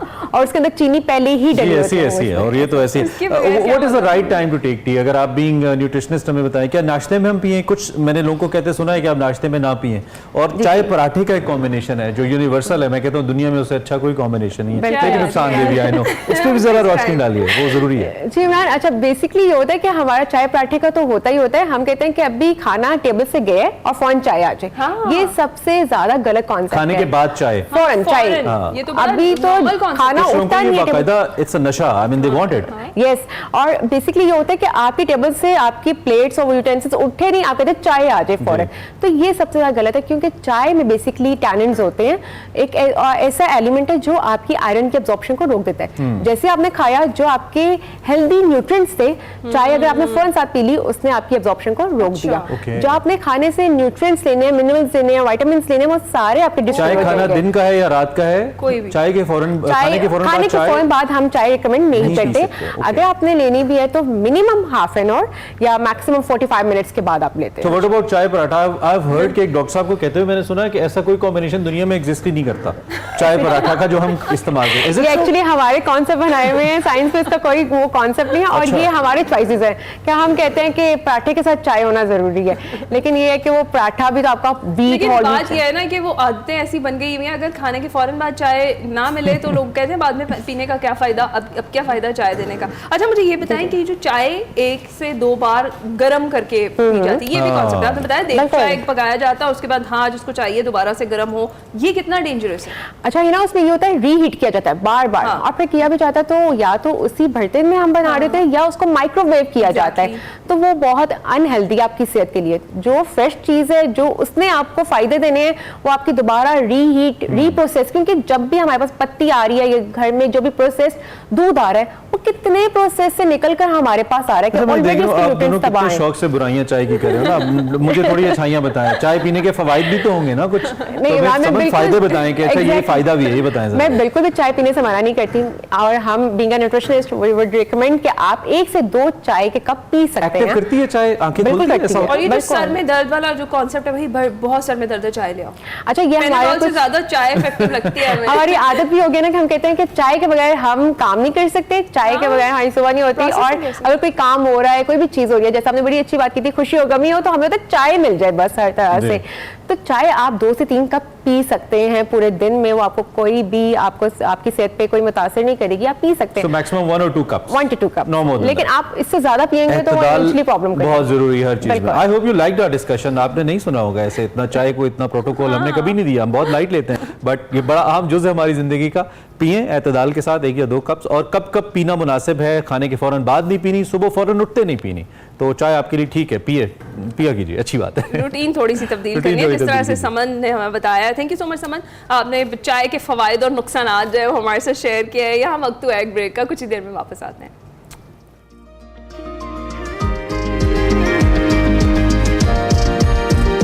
वेलकम बैक टू एक्सप्रेसो, जहां पे हम बहुत ज्यादा मालूमाती मौज़ूआत के साथ या न्यूज स्टोरीज के साथ आपके सामने आते हैं। वहीं पे ऑफ एंड ऑन हमारी कोशिश रहती है कि हम कुछ ऐसी चीज़ों को भी डिस्कस करें जो कि हमारी रोज़मर्रा ज़िंदगी से मुताल्लिक है और ख़ासतौर पे ना हमारी सोसाइटी से मुताल्लिक है। एक चीज़ आजकल हमारी सोसाइटी के अंदर बहुत ज़्यादा पाई जा रही है, और वो है जी बाहर जाना है, बाहर का वीज़ा चाहिए किसी तरीके से। वो एक इफ्तिखार ठाकुर का बड़ा मशहूर ड्रामा भी है, मिकी इंग्लैंड खड़ो, आपको याद होगा। तो किसी तरीके से हमें एक वीज़ा चाहिए, वो इंग्लैंड का हो, वो किसी मुल्क का हो।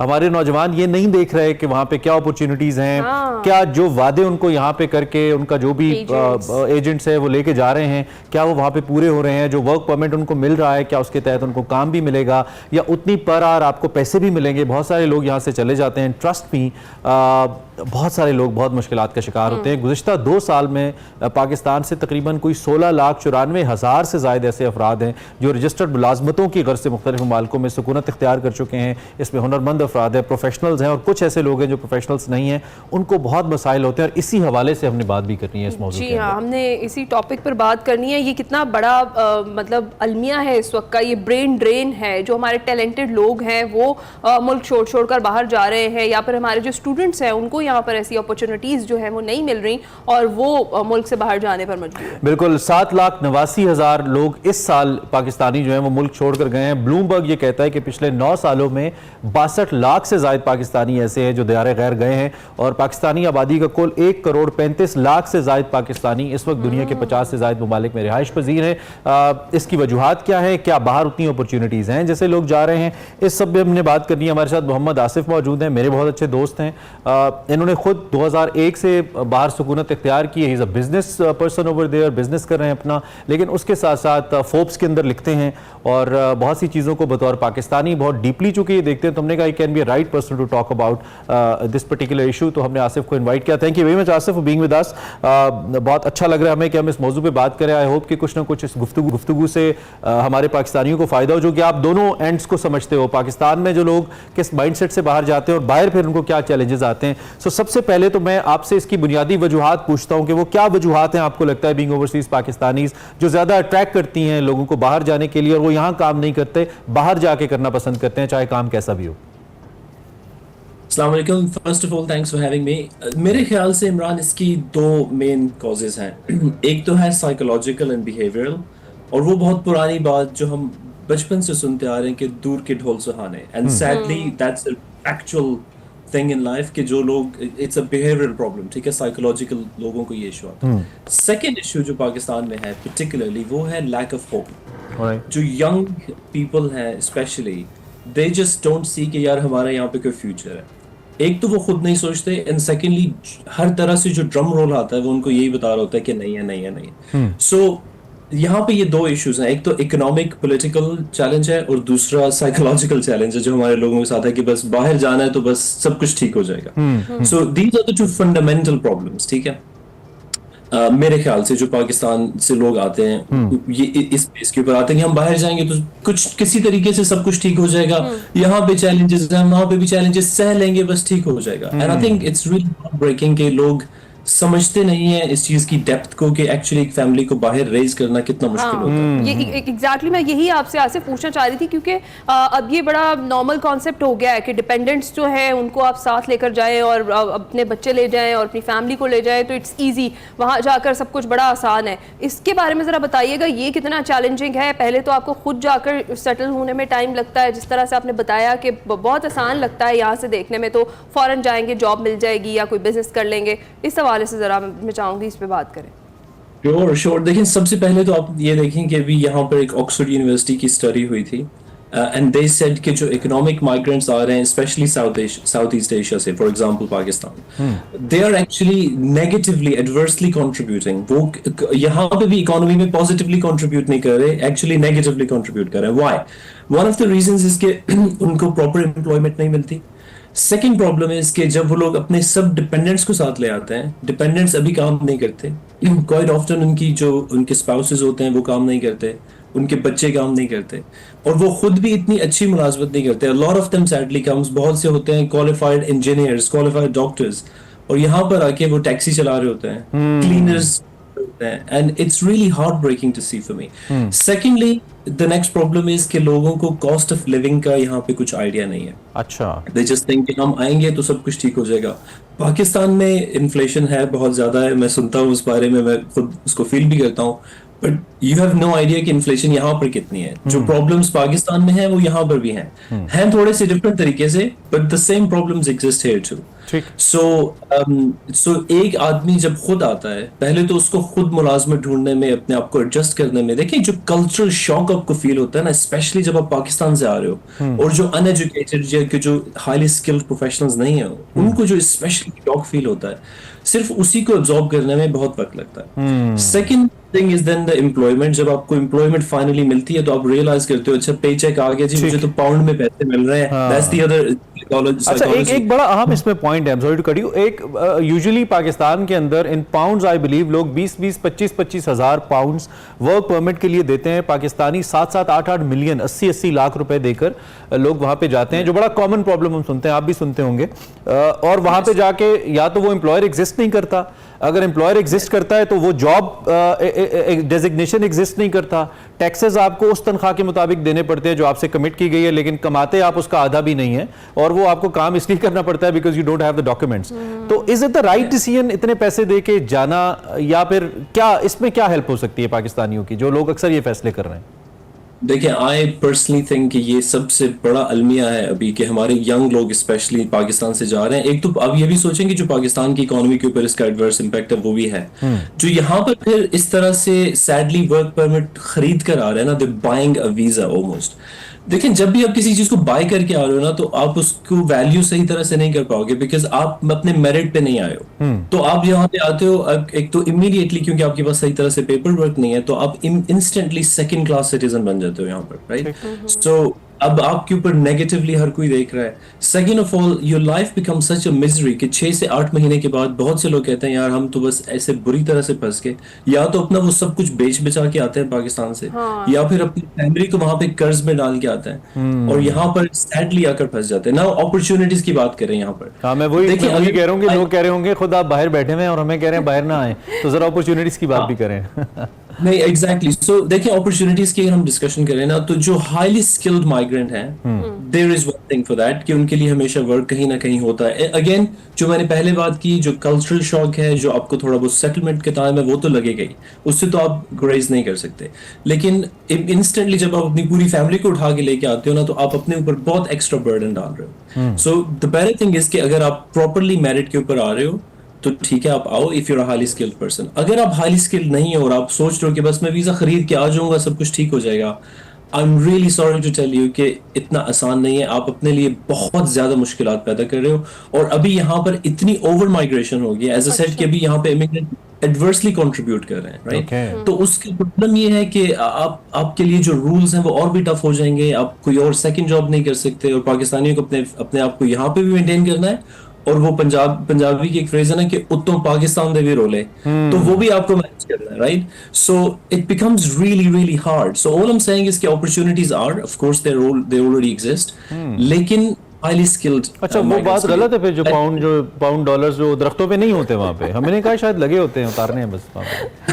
कॉन्सेप्ट तो यही है ना हमारा।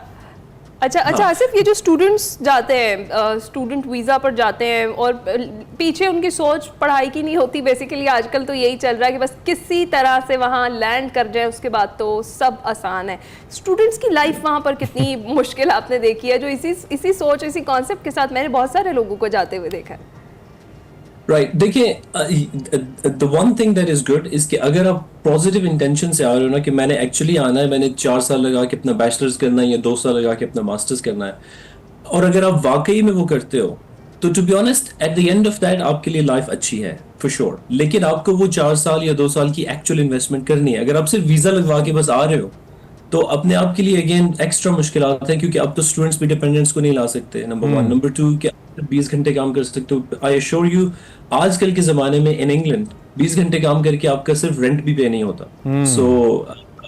So that's a real tricky thing. लेकिन स्टूडेंट वीजा के अंदर ये जरूर है कि अगर आप एक्चुअली स्टडी करो तो आपके लिए फ्यूचर डेफिनेटली ब्राइट है। देखिए, मेरी अपनी फर्म है, we employ quite a number of people, और मेरे पास अभी कुछ हैं पाकिस्तानी माइग्रेंट्स जो अप्लाई करते हैं, ठीक है, और मैं उनको यही कहता हूँ कि यार आपके पास एक्चुअली क्वालिफिकेशन नहीं है, और आप बस ये कह रहे हो यार आप पाकिस्तानी हो, मेरा दर्द समझते हो, मुझे जॉब दे दो। आप ये बताइए कि फिर पाकिस्तान से जो स्टूडेंट्स जाना चाहते हैं, उनके लिए क्या, वो बेसिकली क्या होमवर्क करें यहाँ से, उनका क्या होमवर्क यहाँ पे होना चाहिए that can actually help them out to be there and to be एक प्रोडक्टिव प्रोफेशनल बनने के लिए उस इकोनॉमी का क्या मशवरा है उनके लिए आपकी तरफ से?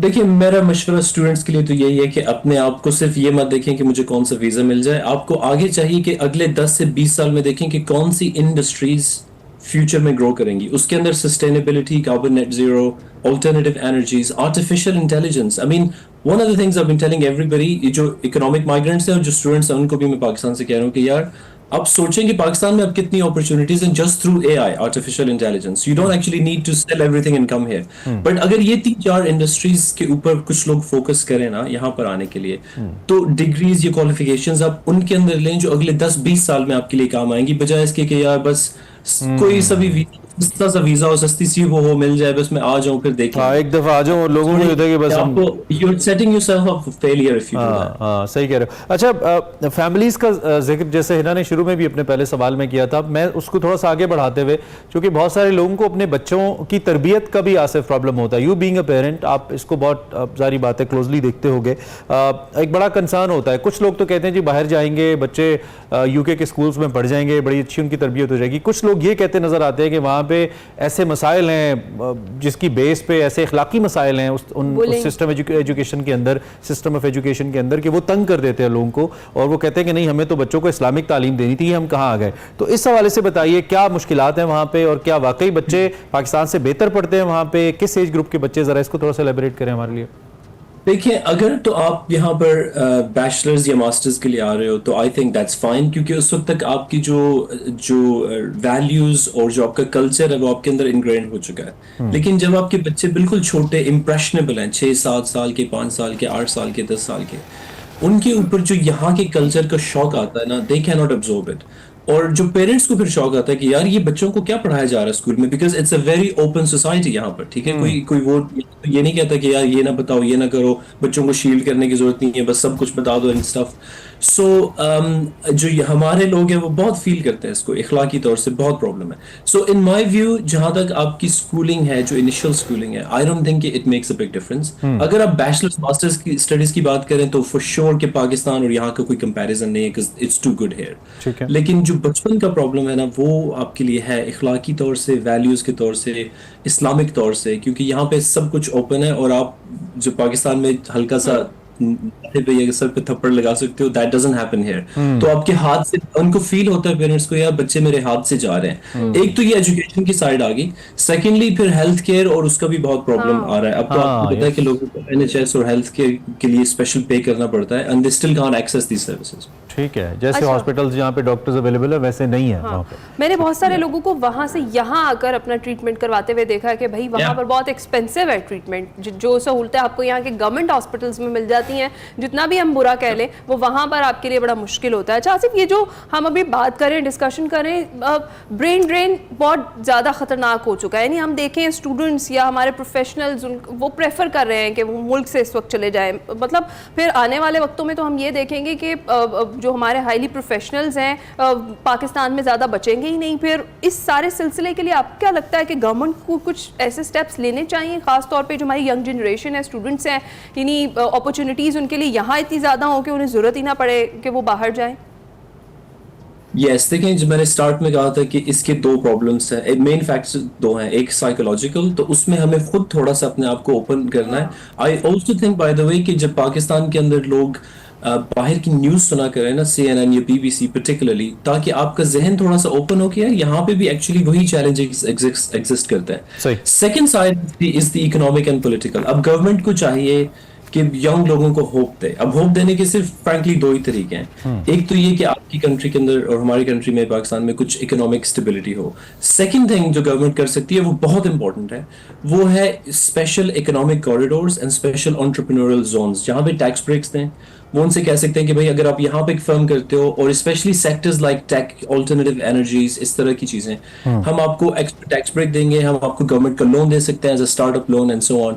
तो ये जो दो तीन चीजें हैं ना, सिर्फ इनिशियली यही करके आप सडनली पीपल विल फील कि यार एक्चुअली मुझे वहां पे जाकर ये करने की जरूरत नहीं है, मैं यहीं पे कर सकता हूँ। और ये जो कंप्यूटिंग और AI, जनरेटिव AI स्पेशली अब आ रही है, उसके through all you need is an internet and a laptop, right? आप उसके थ्रू अपने आप को वो कर सकते हो, एम्प्लॉयमेंट अपॉर्चुनिटीज अपने लिए भी कर सकते हो क्रिएट, और दूसरों के लिए भी कर सकते हो।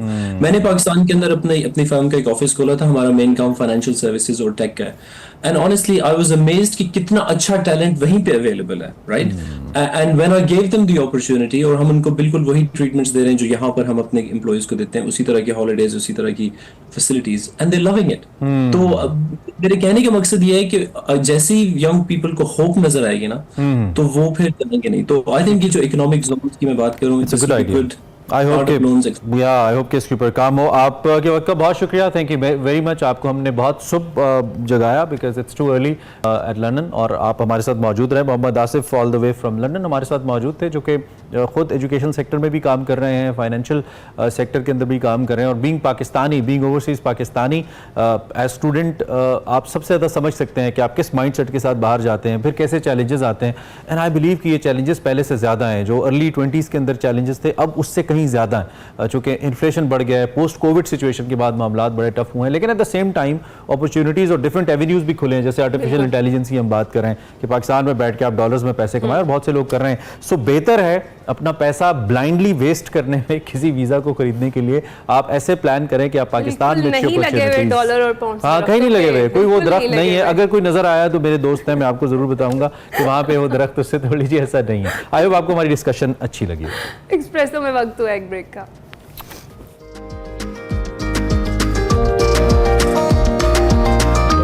एक्सप्रेसो में एक बार फिर से खुशामदीद। अब आपको सेगमेंट दिखाते हैं खला के उस पार, और आज वकार अहमद मलिक इसमें बात कर रहे हैं बच्चों के लिए खलाई दूरबीनों के दिलकश पोस्टर्स के हवाले से।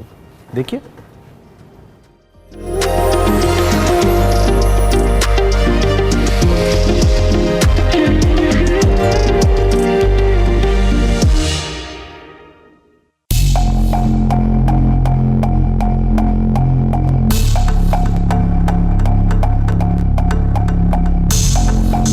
अस्सलाम वालेकुम नाज़रीन, मैं हूं वकार अहमद और आप देख रहे हैं खला के उस पार। आज बात करेंगे कुछ पोस्टर्स की जो कि बहुत ही दिलकश, बहुत ही खूबसूरत पोस्टर्स हैं, और आपके बच्चों का जो इल्म है उसमें वो इजाफा करेंगे, और खेल खेल में वो किस तरह के इल्म का इजाफा करेंगे, इस पर बात करते हैं। नासा की वेबसाइट्स पर आपको ये मिलेंगे, एक्सो प्लैनेट ट्रैवल ब्यूरो आप तलाश करेंगे और वहाँ पर ये पोस्टर्स आपको मिलेंगे। ये पोस्टर्स जो हैं रंगीन खूबसूरत पोस्टर्स हैं, और ये टेलीस्कोप्स के पोस्टर्स हैं।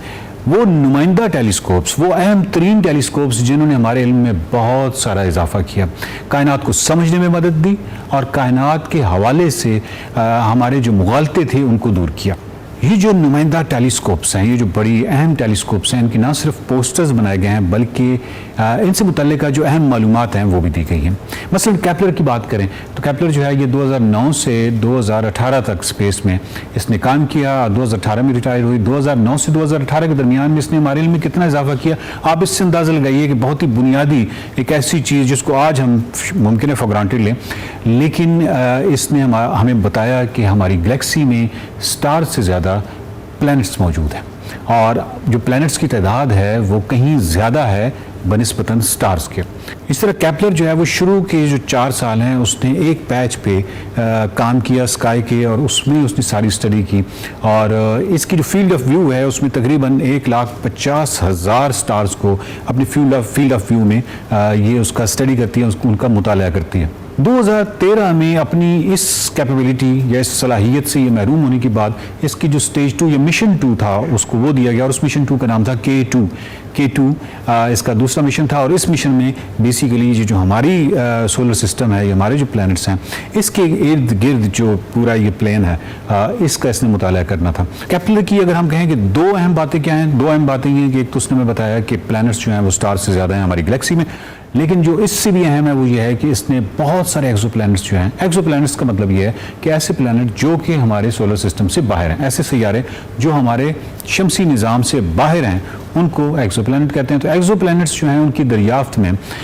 अब तक अगर हम टोटल नंबर ऑफ एक्सोप्लैनेट्स देखें तो तकरीबन आज की डेट तक 5,600 के करीब हम उन सैयारों की दरियाफ्त कर चुके हैं जो कि हमारे सोलर सिस्टम से बाहर हैं। उन 5,600 सैयारों में 2,600 सैयारे जो हैं वो केपलर ने दरियाफ्त किए हैं। सो इमेजिन कि केपलर का कितना बड़ा कंट्रीब्यूशन है। फिर हबल की बात करें तो हबल का पोस्टर बड़ा खूबसूरत और रंगीन 1990 में ये खला में छोड़ी गई और उसके बाद से लेके अब तक इसने यूनिवर्स को, कायनात को समझने में हमें बहुत मदद दी।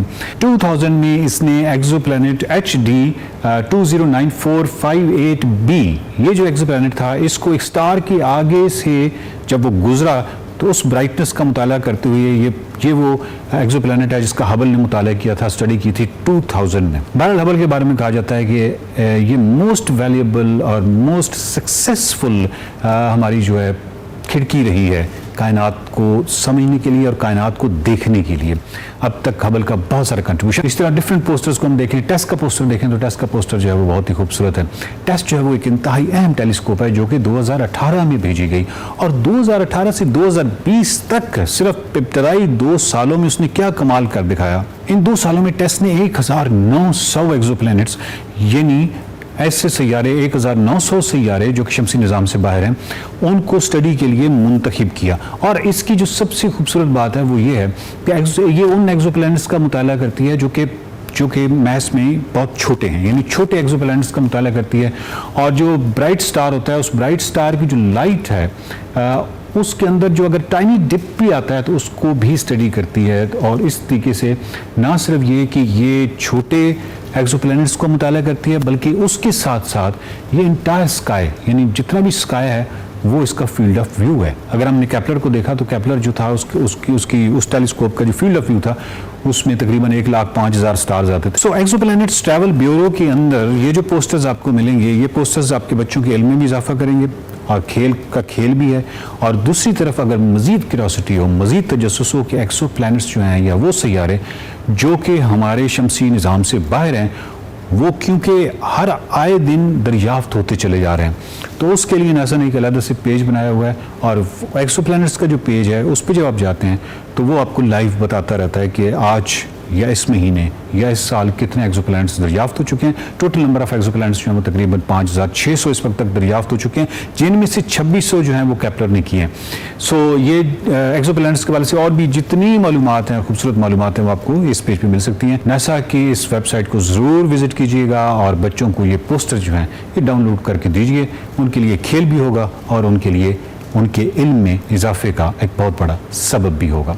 देखते रहिए खला के उस पार।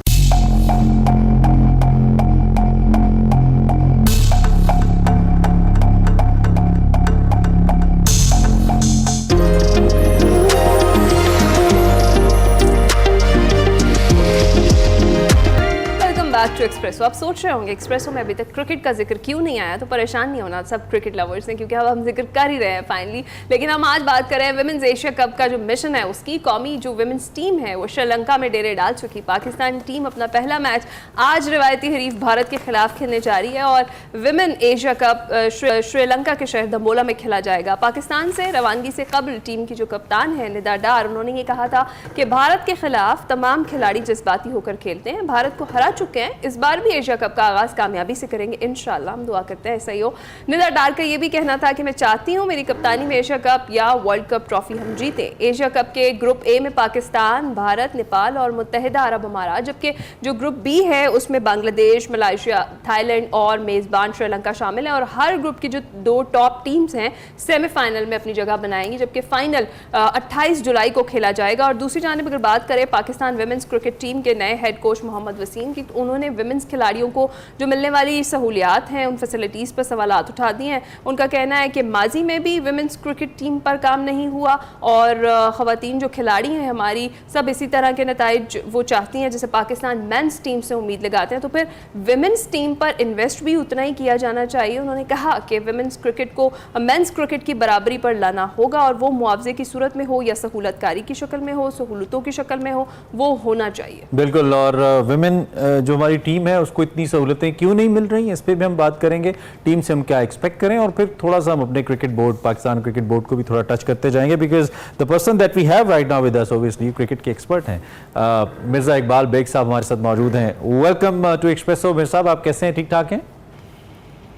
बहुत बहुत शुक्रिया। सुबह बखैर इमरान, आपको भी, हिना को भी। मैं बिल्कुल ठीक हूँ। अभी हिना जो कह रही थी ना निदा डार का बयान के जज्बाती होकर हम खेलते हैं, तो गुजरांवाला से उनका ताल्लुक है। निदा डार का कहीं जज्बाती होकर ये ना हो कि लड़ाई झगड़ा शुरू हो जाए मैदान। वाकई, और वहाँ पे वो लोग खाने पीने के शौकीन भी बहुत है ना, तो ये भी हो सकता है। अच्छा मेरे साहब, चलें सबसे पहले जरा एक एनालिसिस हमारे सामने रखिए।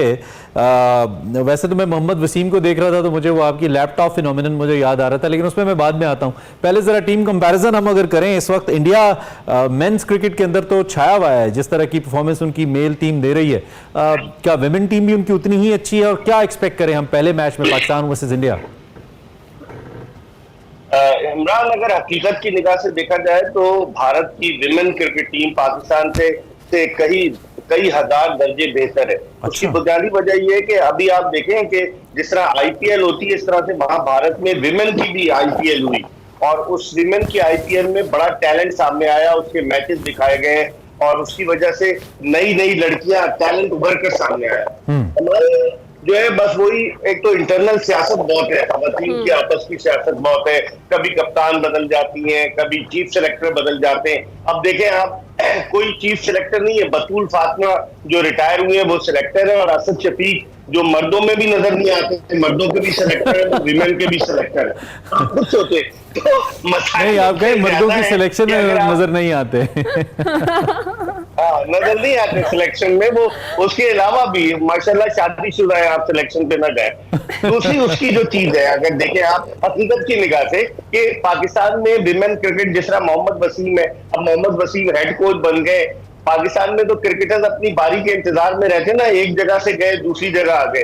जब मोहम्मद वसीम चीफ सेलेक्टर थे तो उन्होंने विमेन क्रिकेट के लिए क्या किया? उस वक्त तो वो पाकिस्तान क्रिकेट बोर्ड के बड़े अहम ओहदे पर फाइज थे, वो अपनी इनपुट दे सकते थे पीसीबी के आला ओहदेदारान को, लेकिन ऐसा नहीं हुआ। और पाकिस्तान में इतना पैसा आ रहा है विमेन क्रिकेट के लिए, आईसीसी पैसा दे रही है, तो उस पैसे को खर्च करना चाहिए। अब हारून रशीद साहब के भाई मोहतशिम रशीद एक तवील अरसे से टीम के साथ है, क्या रिजल्ट आ रहा है आप देखें। कारकर्दगी जो वर्ल्ड कप हुआ था 2019 का, उसमें क्या कारकर्दगी रही विमेन की। उसके अलावा हमारी टीम जीतती है, सिर्फ श्रीलंका से जीत जाती है, हम खुशियां मनाते हैं, या वेस्ट इंडीज से जीत जाते हैं, लेकिन जो टॉप की टीमें हैं उनसे जीतना हमारे लिए बड़ा मुश्किल होता है।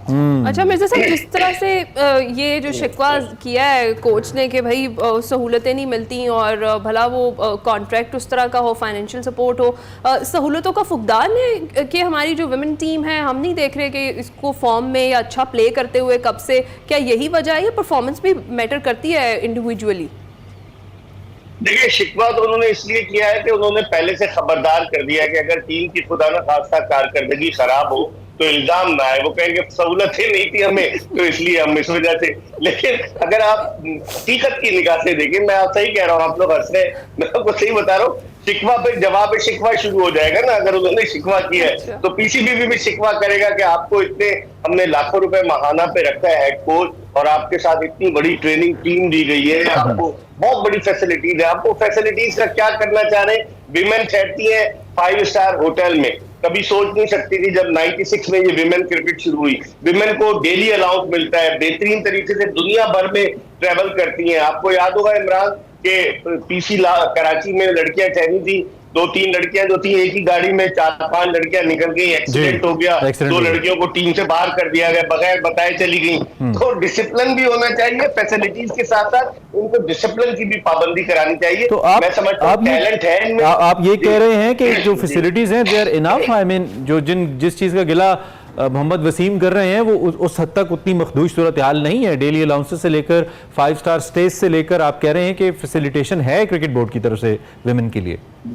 बिल्कुल फैसिलिटेशन है, और वो तो मेरे ख्याल में शायद कुछ और पैसे बढ़वाना चाह रहे हैं, शायद इसलिए वो फैसिलिटीज की बात कर रहे हैं। लेकिन कैंप्स लगते हैं, कराची में कैंप लगा, लड़कियों को तमाम तर सहूलियात फराम की गई। अब खुद ना परफॉर्म करें लड़कियां तो कौन पूछेगा इनसे? मेरे ख्याल में पाकिस्तान क्रिकेट बोर्ड को जानिब तवज्जो देनी चाहिए। जो इंटरनल पॉलिटिक्स है, मैं तो कब से कवर कर रहा हूँ, मुझे पता है कि आपस में खवातीन है ना बैठी हुई है, खवातीन आपस में एक दूसरे से जेलस भी होती हैं, आपको पता है क्रिकेट टीम में मर्दों की टीम में जेलसी कम होती है। लेकिन मुझे ये बताइए कि दूसरी जानिब हमारी जो कुछ प्लेयर्स हैं, जैसे हम निदा डार की बात कर रहे हैं, हमारी कुछ प्लेयर्स भी तो इतनी सीनियर हो चुकी हैं, इतने अरसे से खेल रही हैं, तो पर्सनली भी अब उन पर जिम्मेदारी है। ये बिल्कुल मुझे हमारी जो वुमेन्स टीम है समटाइम जो बांग्लादेश की मेन टीम है ना, उस जैसी फीलिंग आती है कि इतने अरसे से आप खेल रहे हैं, बड़े बड़े इवेंट्स में भी जा रहे हैं, बड़ी टीम्स के साथ खेलने का एक्सपोजर भी है, लेकिन परफॉर्म नहीं कर पा रहे।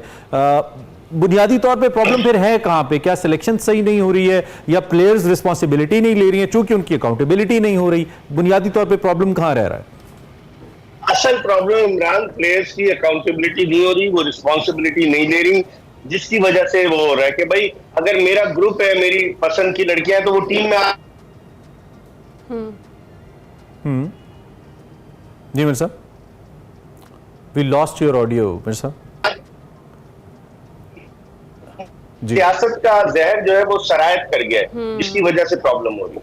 पॉलिटिक्स यहाँ पे भी हो रही है, ये बुनियादी तौर पर। आपके पास कोई सवाल है? हाँ मिर्जा साहब, अगर चले बात कर लेते हैं, अब ये शिकवे शिकायतें तो उनके चलते रहेंगे। श्रीलंका की कंडीशंस में कौन सी ऐसी इंपॉर्टेंट प्लेयर्स हैं जो अपना रोल प्ले कर सकती हैं? देखिए, सबकी नजरें तो निदा डार पर है कि निदा डार इज द एस क्रिकेटर, और उनके अलावा उनकी सना फातिमा है जो कि आईसीसी का अवार्ड भी जीत चुकी है। 2-3 प्लेयर्स ऐसी हैं कि जो अच्छा परफॉर्म कर सकती हैं। आज भारत से मैच है, भारतीय टीम बड़ी ताकतवर है अगर आप हकीकत की निगाह से देखें तो मेरे ख्याल में पाकिस्तान को टफ टाइम देगी। लेकिन अब ये T20 का टूर्नामेंट है, T20 में कोई भी एक खिलाड़ी अगर चल गया तो चल जाता है, लेकिन जो एक्सपीरियंस है भारतीय टीम का, जो सहूलतें हैं, उनको जिस तरह से उनको खिलाया जाता है, उनके कोचेस जिस तरह से ट्रेन करते हैं, जो लड़कियां आ रही हैं, वहां बेपनाह टैलेंट मौजूद है, और भारतीय टीम मुझे आज ज्यादा मजबूत नजर आ रही है एज कंपेयर टू पाकिस्तान। सही है। चलें थोड़ा सा जरा अपनी हमारे फेवरेट एंगल की तरफ आते हैं, that is about Pakistan cricket board. लेकिन पहले जरा ये चैंपियंस ट्रॉफी वाला जो मामला है पाकिस्तान भारत, इस बारे में क्या खबरें हैं? बीसीसीआई अपनी पोजीशन ले रहा है और वो अब वाज़े तौर पे ले रहा है, लेकिन पीसीबी भी अब इस बात पे वाज़े है कि पाकिस्तान में ये टूर्नामेंट हो कंप्लीटली। ताज़ा तरीन क्या है? एक मीटिंग भी बड़ी इंपॉर्टेंट है और उस पर आज गुफ्तगू भी मुतवक्के है इस मीटिंग के अंदर। इमरान, आज से जो मीटिंग शुरू हो रही है ये 22 जुलाई तक जारी रहेगी। ये एनुअल जर्नल मीटिंग है आईसीसी की, जिसमें आईसीसी के टेस्ट प्लेइंग नेशन और आईसीसी के एसोसिएट ममालिक जो 108 है, वो एसोसिएट ममालिक के रिप्रेजेंटेटिव्स आते हैं। तो 220 रिप्रेजेंटेटिव कोलंबो आए हुए हैं। पाकिस्तान क्रिकेट बोर्ड के चेयरमैन भी गए हुए, मोहसिन नकवी साहब, तो वहां जय शाह भी आएंगे। और अब ये जय शाह जो है वो आईसीसी की चेयरमैन जिनका ताल्लुक न्यूजीलैंड से, वो चले जाएंगे। तो क्या फिर पूरी आईसीसी जो है वो इंडियन क्रिकेट काउंसिल बन जाएगी अगर जय शाह चेयरमैन बन गए? तो बातचीत तो होगी, लेकिन एजेंडे में जो रखा गया कि चैंपियंस ट्रॉफी का बजट रखा गया कि चैंपियंस ट्रॉफी का बजट, अब उस बजट पे बात होगी, लेकिन फिर चैंपियंस ट्रॉफी होगी कहाँ?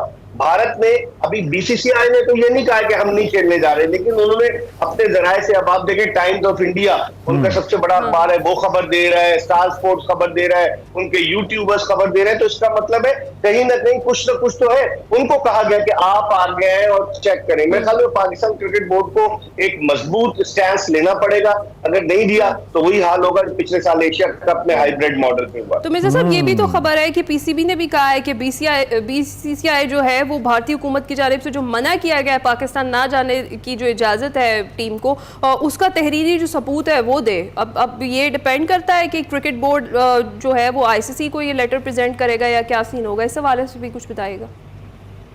देखिए आईसीसी तो इज डोमिनेटेड बाय इंडिया, तो वहां कौन सा लेटर प्रोड्यूस किया जाएगा, ये तो हम दीवाने की बढ़ है कि हम उनसे कहते रहे कि ये दे दो वो दे दो। जो वो करना चाहेंगे वो करेंगे। सबसे ताकतवर क्रिकेट बोर्ड है, सबसे अमीर तरीन क्रिकेट बोर्ड है इस वक्त भारतीय क्रिकेट बोर्ड, और वो आईसीसी को अपनी उंगलियों पे नचाएगा, आईसीसी को वो अपनी टर्म डिक्टेट कराएगा। तो आप देखते हैं क्या होता है। अफगानिस्तान भी उनके साथ है, फिर हो सकता है कि बांग्लादेश या श्रीलंका को भी मिला लें और एक दो ममालिक को मिला लें, तो वो चैंपियंस ट्रॉफी को सैबोताज करना चाहते हैं ना कि आप हाइब्रिड मॉडल पे कराएंगे तो पाकिस्तान में फाइनल, अगर भारत पहुंचता है फाइनल में तो फिर फाइनल क्या होगा। तो बहुत सारे मसाइल है। मेरे ख्याल में पीसीबी को इस वक्त सबकी नजरें पीसीबी पर है कि मोहसिन नकवी साहब इस वक्त क्या इक़दाम करते हैं। हम अक्सर अपने फैसले सिर्फ इस बेस पे करते हैं कि क्रिकेट की बेहतरी के लिए और स्पोर्ट्स में सियासत नहीं होनी चाहिए, फिर हम थोड़ी कॉम्प्रोमाइजिंग पोजीशन ले लेते हैं। हालांकि मामला कुछ और है, हमारी नज़र उस चेक पे भी होती है जो आईसीसी से आता है। इतने बड़े इवेंट से हमने देखना है, क्रिकेट बोर्ड भी तो चलाना है और बहुत सारे मामलात, इतने ज़्यादा ऑफिशियल्स हैं क्रिकेट बोर्ड के अंदर। तो क्या फिर हम कोई कॉम्प्रोमाइजिंग पोजीशन एक्सपेक्ट करें? बेस्ट पोजीशन क्या हो सकती है, क्या स्ट्रैटेजी हो सकती है पीसीबी की, जो आपको लगता है कि गेम के लिए भी बेहतर हो और हमारी साख के लिए भी?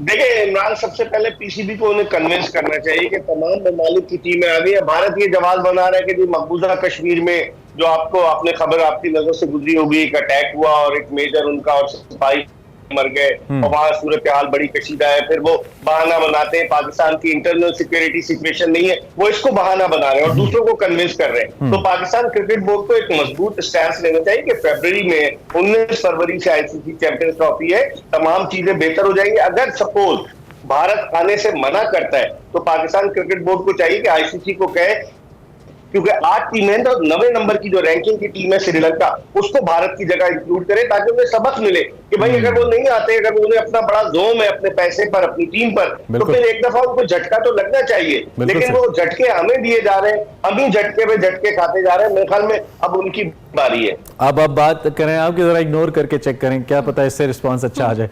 ठीक है मेरे साथ, थैंक यू वेरी मच, बहुत शुक्रिया आप हमारे साथ मौजूद रहे और हमारे साथ भी मौजूद है। तो आप अब 11 बजे भी हमें रात को नजर आते हैं और सोशल मीडिया पे तो नजर आते ही हैं। मिर्जा इकबाल बेग साहब, डॉक्टर ऑफ क्रिकेट, हमारे साथ मौजूद थे और इस अहम मामले पे बात कर रहे थे। ब्रेक के बाद आएंगे और प्रोग्राम के आखिरी हिस्से में कुछ बात करेंगे कारवान सराय की। हमारे साथ ही रहिएगा।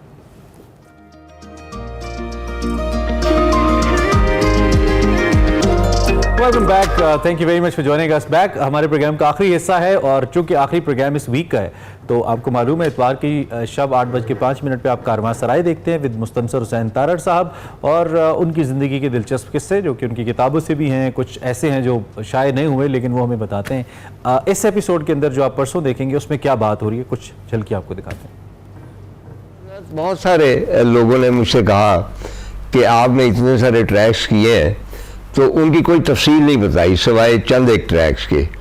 तो मेरा ये ख्याल था कि भाई मैं उनके बारे में किताबें लिख चुका हूँ, लेकिन बताया मुझे ये गया कि हुजूर किताबें सब लोग तो पढ़ते नहीं और ये सोशल मीडिया की रीच जो है बहुत वास्ट है, चुनाचे कम अज़ कम आप उनका तज़किरा तो कीजिए। तो इस प्रोग्राम में जो मैंने ट्रैक्स किए उनमें से चंद एक, सब नहीं, उनका मैं सरसरी से जिक्र करूँगा और उस दौरान होने वाले कोई जो इंटरेस्टिंग इंसिडेंट्स है उनका तज़किरा करूँगा। तो पहला जो ट्रैक था वो K2 का था। उस लड़की ने मुझसे पूछा कि हम गए हैं और ये पाकिस्तानी क्यों नहीं जाते इधर, कोई पाकिस्तानी नहीं मिला हमें इस ट्रैक पे, तो तुम कैसे आ गए?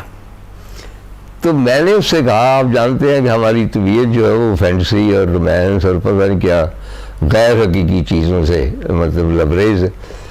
तो मैंने कहा कि हुआ ये कि मैंने कुछ 300-400 साल पुराना एक मखसूता पढ़ा था, सफ़रनामा, और उसमें लिखा था कि अगर आप अशकोले से 3 दिन की मुसाफत पर चलें तो वहाँ नीली झाड़ियों वाला एक मैदान आता और उस मैदान में कोई जादुई असर है। आप वहाँ पहुँचते हैं तो दूसरी जानिब से केटू की जानिब से दुनिया की सबसे खूबसूरत तरीन लड़की चली आ रही होगी, उसे आप देखेंगे। तो मैंने कहा कि वो प्रेडिक्शन सच साबित हुई। मैंने देखा कि तुम चली आ रही। उन सब जापानीज़ ने अपने अपने प्यारों के नाम चिट्ठियाँ लिखी, उनके साथ बातें की, क्योंकि बराल्डो जो है वो उधर से आ रहा है, बाल्तोरो ग्लेशियर में से जन्म ले रहा है। बाल्तोरो ग्लेशियर जो है कंकोडिया से आ रहा है और कंकोडिया केटू से आ रहा है, तो उनका उसका एक रब्त बनता है केटू के साथ। तो वो कहते हैं कि वो रोते रहे और वो चिट्ठियाँ जो है और दिए वगैरह और अपने जो भी मजहबी जो लिखा हुआ था, जो भी इबारतें, वो बराल्डो के सुपुर्द करते रहे और बराल्डो बहता रहा। कि हमारे यहाँ शायद भेड़िया जो है वो लफ्ज़ जो है उसके मानी जो है वो नेगेटिव है। वेयर एज ये जो बुलंदियाँ हैं ना, इनके पार ये भेड़िया बहुत रिस्पेक्टेबल एक चीज़ है। मसलन आप यहाँ से ले लें तुर्की को, Kemal Ataturk was called grey wolf. Nanga Parbat को उसकी सही हैबत में देखना है, अजमत में देखना है, तो आपको रूपल जाना पड़ेगा और उस फेस को देखना पड़ेगा। चुनाचे अपना वहाँ से मैं ये विलेज जो था उसको मैंने कहा कि तरशिंग को मैंने पाकिस्तान का खूबसूरत तरीन कहा था। मैंने कहा जी ये दूसरा है या उसके लेवल का है। उसके आगे लेक तक 3 हैं चरागाहें और वो तीनों तकरीबन फेरी मैडो की टक्कर की। फेरी मैडो की है ये है कि उसके पास नांगा पर्वत है, लेकिन उनके पास भी हरामोश। वाह, आपने झलकियां देखी। आप ये प्रोग्राम देखेंगे इतवार की शाम 8:05 पर। इससे पहले कि प्रोग्राम खत्म करें, आज जबरदस्त अदाकार, गुलकार और प्रोड्यूसर नदीम बेग साहब, जिन्हें हम सिर्फ नदीम के नाम से जानते हैं, अपनी 83वीं सालगिरह मना रहे हैं। उनका असल नाम तो मिर्ज़ा नज़ीर बेग मुगल था, लेकिन शोहरत पाई नदीम के नाम से, और लेजेंडरी अदाकार हैं, प्रोड्यूसर रहे हैं। 19 जुलाई को पैदा हुए 1941, और क्या दिलकश उनका अंदाज़, उनकी आवाज़, उनकी शख्सियत। गुलकार बनना चाहते थे ये भी रिपोर्टेडली, लेकिन गुलकार ना बने, सुपरस्टार अदाकार ज़रूर बन गए। और इन 1967 फिल्म चकोरी से उन्होंने अपने करियर का आगाज़ किया, जिसमें शबाना उनकी हीरोइन बनी, तो दोनों की जोड़ी ने धूम मचा दी थी। सहरा के फूल, जब जब फूल खिले और ज़िंदगी समेत 200 से ज़ायद ऐसी फिल्में हैं जिन्होंने बाकमाल कामयाबी हासिल की और बाकमाल अदाकारी उनकी रही। उनकी फ़नी खिदमात पर उन्हें सितारा इम्तियाज़ और हिलाल इम्तियाज़ से भी नवाजा गया। हमारे बहुत ही प्यारे, बहुत ही खूबसूरत द लेजेंडरी नदीम साहब, आपको बहुत बहुत सालगिरह मुबारक हो, मे यू लिव लॉन्ग। और आपकी जो फिल्में हैं वो तो कमाल हैं ही, आर्ट तो आपका कमाल है ही। सो इसको हमने ज़रूरी समझा कि हम विश करें। टाइम प्रोग्राम का तकरीबन ख़त्म हो गया।